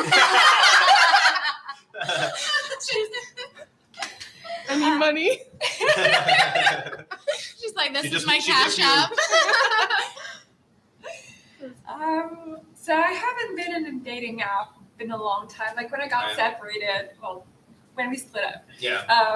I was on dating apps for 3 days, and I feel like that was the 3 days. You know the exact number. Must have been a long 3 days. So Feels like in it. my early 20s, I went on a dating app, and then I was overwhelmed. It was like 1,500 matches in 24 hours, and I was like, how the am I supposed to go through all of these? Like, Yeah. it feels like a catalog. Like, I don't know. So I uninstalled it, and I feel like that's what happened again. It's just there's like so many choices, and like you have to find criterias, right? Because it's like, I mean, you gotta find a way to sort through it. Right. And I ended up like the only people that I talked to were like, okay, ideally I want someone that is like a little nerdy, like, I'm gonna go with someone that is into math and engineering, or like doing all these criteria. But then I would end up going on dates, and it would be the most horrible, Yeah. like such bad dates. And I was Yeah. like, it's just not worth it because you can't see the connection like in Right. person. So yeah. So I think uninstalled it. the dating app to date way is like is such a terrible way for men to meet women, I think, because like, and people will do it. And if you do enough of them, like chances are you'll find somebody. But here's the thing, as you're being in your masculine, as you are taking care of her, a lot of this stuff is automated and a lot of it's taken care of for you. I mean, how are you going to be showing your masculine energy when you're just sitting across from each other talking over coffee, you know? Like maybe if you have an interaction with another person, she can get a little bit more information about you. But if you're just sitting and talking, put up an act for 20 minutes, you know, it's not a lot of information to go off of. And I think that's why a lot of modern dating struggles, is because we're told, oh, just go on the date and see if you have chemistry. Well, chemistry comes from being in a variety of different situations and kind of seeing that person. What I find is that a lot of women do better when they can kind of see the guy from afar. That's true. They can see him do the thing. How is he? Oh, he's interacting with that person that way, and that person like is interacting with them that way. Okay, all right. It seems like he's pretty important. Seems like he knows what he's doing. Like, you can see all of that from afar. You cannot see any of that during a date unless maybe he, you know, just gets up on stage and starts conducting an orchestra or something. I don't know. Karaoke. Yeah, karaoke. Take her to karaoke. But yeah, I think dating apps are pretty rough. Yeah. What is your experience with dating apps, Maggie? I'm incredibly particular and I know exactly what I want. Okay. And my number one thing is emotional literacy. Mm-hmm. So if your emotional intelligence is very, very high, then that's exactly what I'm looking for. And something I found. How do you find that on a dating app, though? Actually, this is something that I've told all my friends to do, and it's helped so much. When I was on the dating apps, it worked a little bit. It was so much better when I had this refinement. For me personally, emotional intelligence gets. A man has more emotional intelligence when he's in touch with his spirituality. Right. And spirituality can have sort of like a broad range of what that actually means. For me, it's just a connection to yourself and possibly a connection to something higher. And that brings a lot of emotional literacy. So when I was on the dating apps, I just checked the box that said spiritual. Yeah. And then it filtered everybody else out. And that helps so much. Do you get some posers in there who aren't actually spiritual? Yes. They're just like trying to land some spiritual hippie girls that they think are easier. I love that you said that. Me and Zach talk about this all the time. It's so Got some real. frauds in there. We got some frauds up in here, but we can tell. Like we read energy so well. We read energy like a motherfucker. It's like instant. I think a lot of spiritual girls. Yeah. They're just stringing a bunch of like chakra sacred words together, like I think like a I think ChatGPT fucking. I think also since spirituality's become like more big, I also think some guys have started to fetishize spiritual girls in a weird way. And Fetishize. Yes. yeah, Oh, Yeah. okay. it's kind of like also fetishize. I can't say the word again. It's tough. Goth women as well. A lot of men want a goth girlfriend when in reality they want just a girl that wears all black, probably listens to MCR when in reality it's not actual gothic rock. I feel like I'm so close to actual goth, but except I just don't wear any of it. I'll listen to new wave. I'll listen to goth rock. Are you new goth? I don't know. I heard a woman say that one time. I was like, who you goth? knows? She goes, no, I'm new goth. I'm like, okay. But like it's just like I don't really consider myself that because I don't dress in all black, but I do respect the culture a lot. And it's just and it's like I then remembered I listened to a podcast or something amongst like YouTube, whatever, that a lot of goth women are being fetishized within today's culture because it's like, you know, it's like I like it. It's hot because like to them it's just like this looks like BDSM, so that must mean you're into BDSM, and it's like no. I think they think they're easier too. They've done studies on this for OkCupid, and they found that those kinds of like alternative women got the most messages out of anyone. I also think I think people think they're easier because like, you know, a lot of alt women generally like really like the Morticia and Gomez Adams type energy, and like I adore it too. But it's like also just kind of like I know who I want. Yeah. It's just like okay, I know you like me, but bye bye. Yeah, my girlfriend, I think she's a little bit alternative, and she's gotten like guys who think that of her. She's absolutely not like that. So yeah, I totally see that. All right, we have one last fun fact. Y'all ready? It's about autism. So how many more? We already know that men are more autistic in general than women are, but how many more men do you think are autistic than women? What do you think is the rate? Oh God, this is the one thing I actually don't know. You don't know? Oh my Like, God, I- thank you. I want to like go with like maybe like 4 or 5. Okay. I'm To one. what? Like 4 Four, to 1. 4 or 5 autistic men for every woman. Yeah. Yeah, I'm gonna say confidently that. Okay. But I also think a lot of women go undiagnosed, and I wish the statistic was a little different, so that could You be think changed. women hide it better? Yes, 2 we to mask 3. it way better. Okay. Like I got diagnosed. I got diagnosed early, but I come across so many women who are just like, it's just like, you're autistic. It's like, yeah. It's just like, oh no, I question it. I also come across a lot of people. I tend to get along better with also neurodivergent people in general. Right. And it's like the minute I'm just like, yeah, I'm neurodivergent, I'm autistic. They're just kind of like, it's like, we keep on talking, and then it's just like inside my brain, I'm thinking, so what's wrong with you? And then like by the end of the conversation, it's like, I don't know. I think I am autistic or ADD. And I'm just like, see, I know. We just have to It be was friends. sense for that. It's just like we have to be. If I consider you friend, there's something wrong with you. It doesn't need to be autism. It just there's always just something. Some neurodivergence. Yeah. So yeah, it's about 4 to 1. So, and the stats get even crazier. 1 out of 22 every boy's born is autistic. 1 out of 22. 1 out of 22. 1 out of It's 22. actually Wow, that's a Yeah, lot. it's going up. Yeah, so we don't know the reason. It's unclear. I think there are a variety of factors, but 1 in 22. So have you guys ever dated anybody who was on the spectrum? We all know you have. Or currently. Not to my Well, my knowledge. my boyfriend's not diagnosed, but I don't think he's autistic. I think he's more ADD, ADHD. Okay. Don't mind me if I- neurodivergent. Yeah, stop me because this is like my hyperfixation. This is great. Give it to Like, us. I will like, Well, I do want to get everybody's opinion yeah, on this like too. go right Too. ahead. Why don't we ask you, Maggie, Amanda, have you guys Not to my dated knowledge. anybody? No? I would love to. Yeah? I think they're superhumans. Photographic memory. Yeah, fucking brilliant. Are you serious? Yeah. What about you, Like- Kim? You've dated a lot of nerds. I think that's a possibility for you. It is a possibility. Not to my knowledge, but it's Okay. very, very Yeah. possible. Yeah. I got a lot of guys who I coach that are autistic. I remember there was one guy who, I'll tell you this story about him. He was so autistic that he couldn't really read body language at all. So he would walk up to you and just like stare and just like not get the hint that you wanted him to leave. So, we worked in the same office and he would just annoy everybody. And he would just like, he asked out every single woman on the floor. Oh gosh. Every single one. They all said no.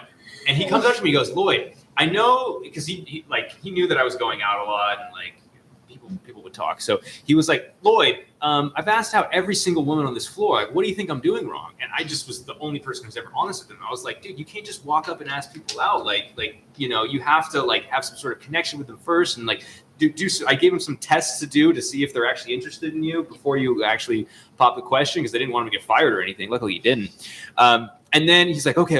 Anyway, he didn't listen to anything I said. And then he asked out like 50 or 100 more women. And he did this for like 2 years.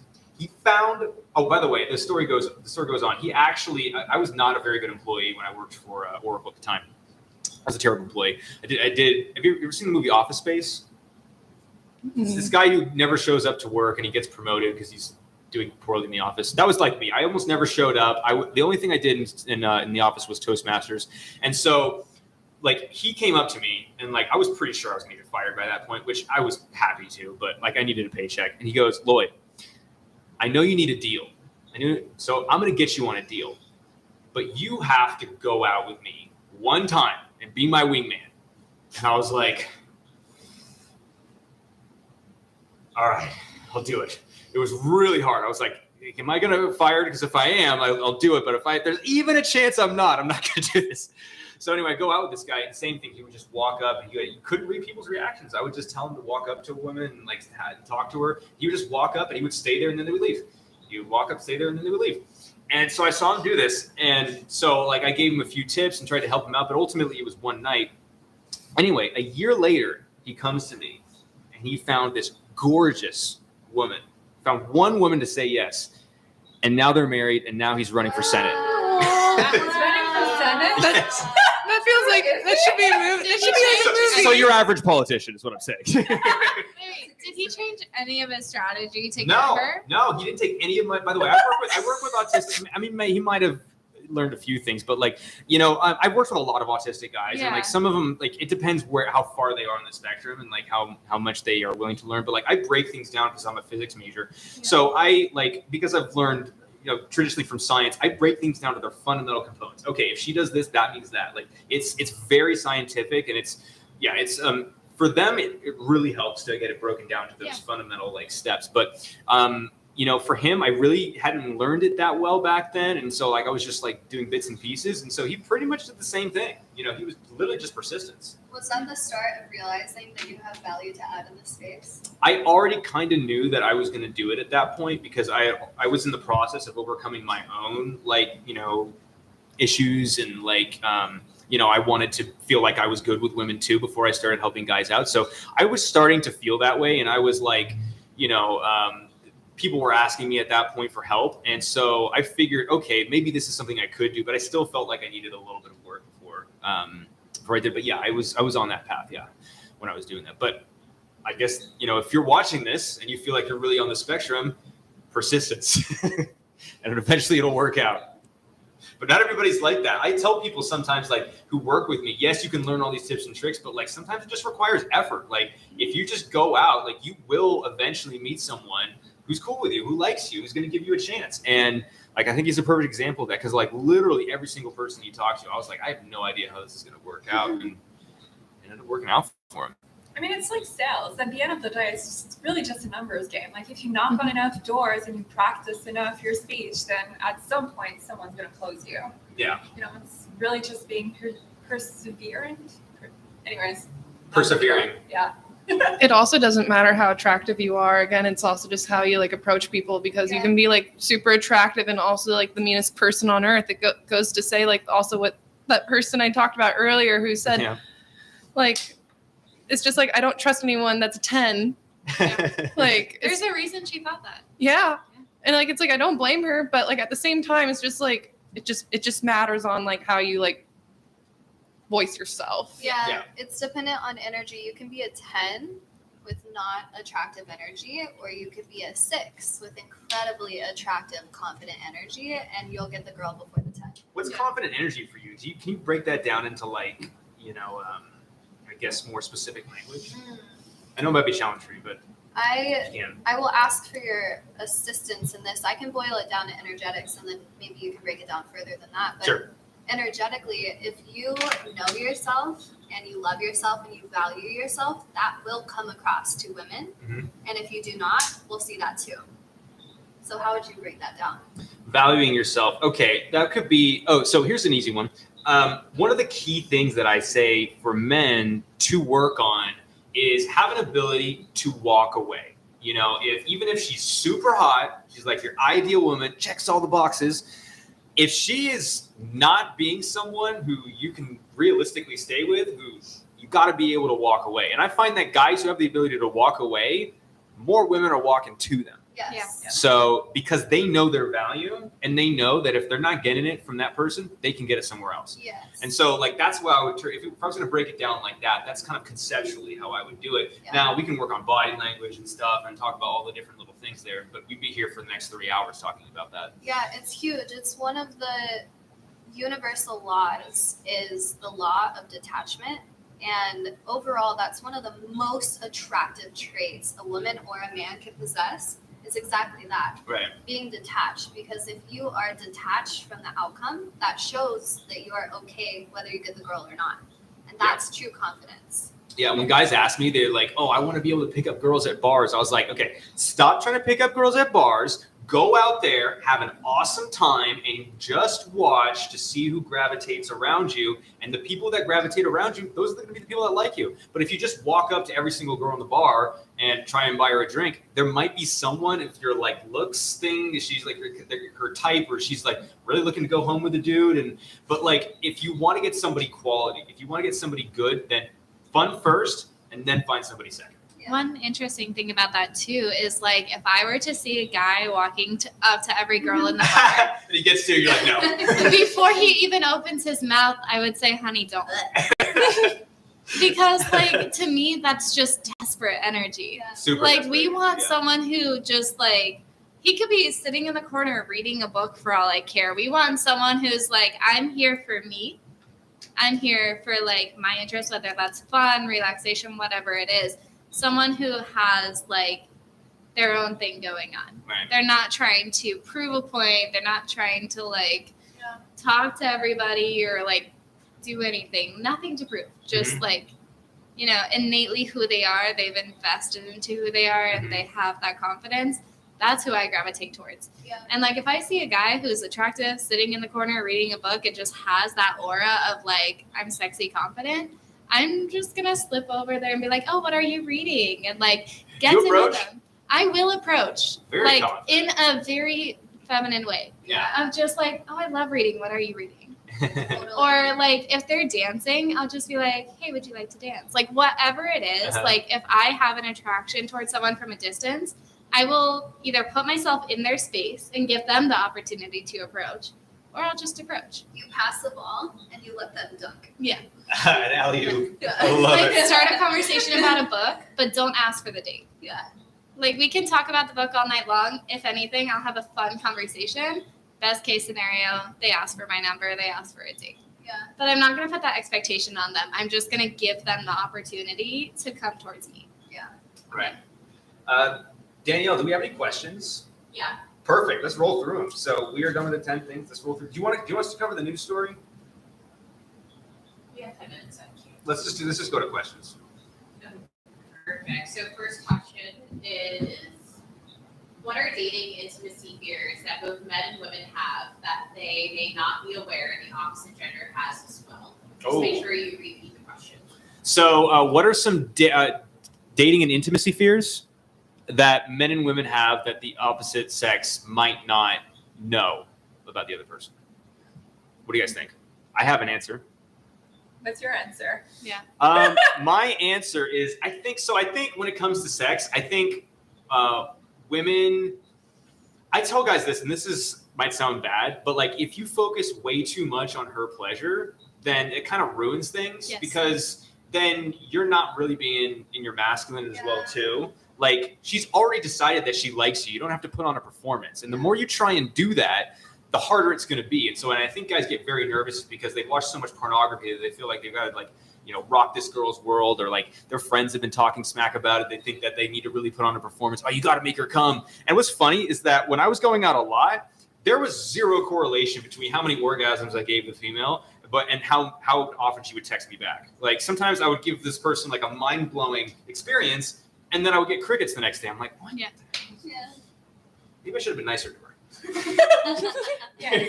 You know, eventually I learned that. But I think that's what a lot of guys don't realize is that women are not looking for a performance. They're looking for an experience. And so that would be one thing that I would say. What do you guys think?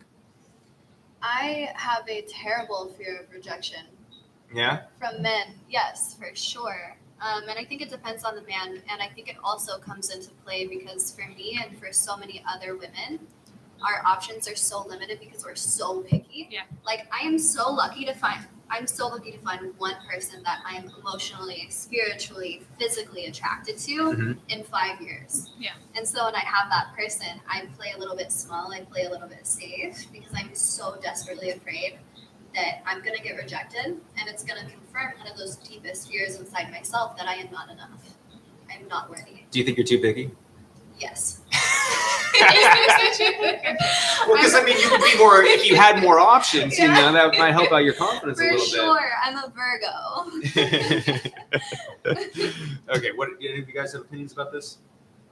I think like in terms of like insecurities in like the bedroom and stuff, what I found myself doing previously is like comparing to their ex. Yeah. Like I don't even know that person and I'm thinking I hope I'm able to please the person I'm intimate with Right. more than the others because we want to be as women treasured and held in high standing. Like we want to be the one that they desire above everyone else.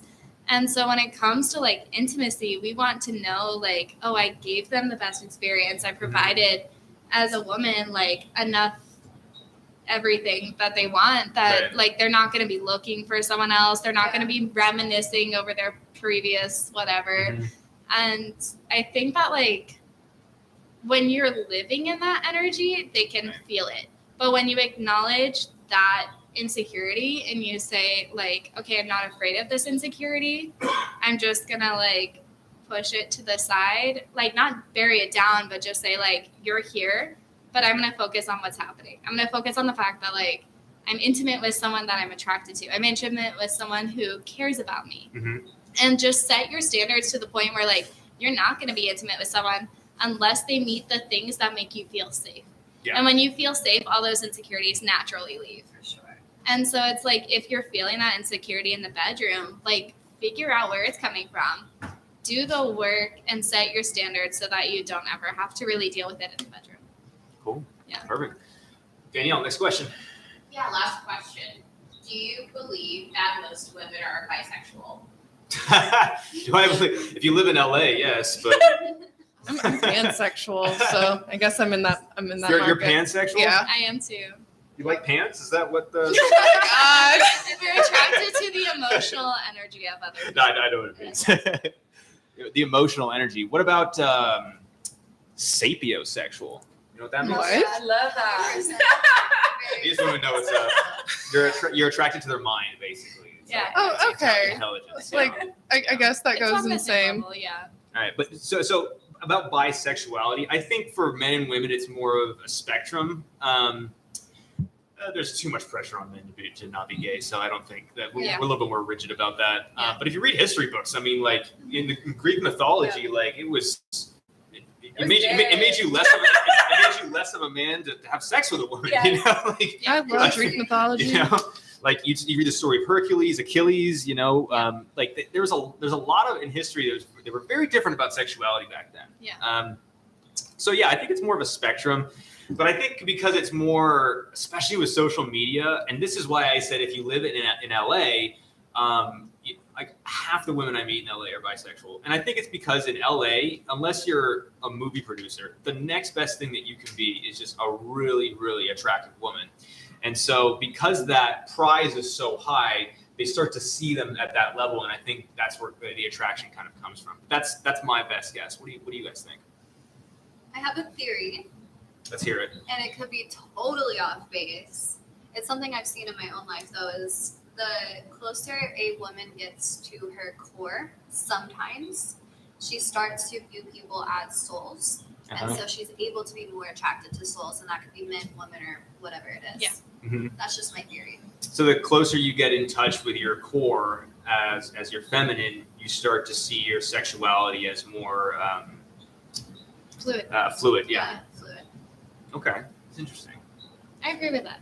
Yeah. Yeah, I think that's kind of where my shift started too, was just like learning about who I am, discovering who I am, falling in love with that version. And then outwardly noticing similarities or things that were complementary in other people, whether that be man, woman, or whatever. Yeah. And just finding those little things attractive. Mhm. Like if I see a girl pick up a flower and put it in someone else's hair, I think she's cute. Yeah. And I think those small moments, those like intimate moments, whether it's a man or a woman doing it, like I'm gonna notice that, and it's gonna be like an emotional tie to that person, and they might not even know. Mhm. Yeah. Interesting. Yeah. Emotional ties. I like that. I've seen some women go the opposite direction. I remember there was one friend I had. We actually met, and the night we met, we had a threesome with another woman, and then like years later, we ran into each other again, and basically like. You know, I thought at that point in time she was like telling me she loves women, she's bi, she's like super Yeah. fluid. And then we were talking, and I always suspected that she was kind of going through a phase. Yeah. And then when we met, she has like a boyfriend, and she's gonna marry the guy. And we started talking about it. She's like, "Yeah, I'm straight. I've figured out who I am. I'm straight." And I was like, "Yeah, I think you were always straight." You're like, I knew that. I kind of suspected. Cool. I think we're at 2. I can go over, or we want to end it at 2 hours exactly. Okay, cool. Well, so we'll end it at 2 hours. Thank you so much, you guys. I will end with this. My name is Lloyd Dixon. You can find me at The Single Guy on YouTube and a.singleguy on Instagram. And if you want to check out my website, which is in construction, it's thesingleguy.com. Where can people find you if you want them to find you? Start with you, Amanda. Mine is Love Amanda May on Instagram. Love Amanda May. My Instagram is healing can be fun too. And you talk a lot about masculine and feminine energies and that sort of stuff. I talk mainly about feminine energy and how to tap into it. Okay, perfect. Kim? I will definitely follow you. Most likely not going to accept follow By the way, it's requests, okay if you don't honestly. follow, follow you. It's Kimberly on Instagram, so KMBLY. Perfect. You can find me on Instagram and TikTok. It will be Gabriela Goretsky. I will spell that last name for you. Gorecki. That's a sexy last name. Thank you. My full name's Gabriela Lekta Goretsky. Ooh. When you say it like that, yeah. I'm European. Perfect. All right. Thank you so much for joining us, you guys. Tune in next week. Woo!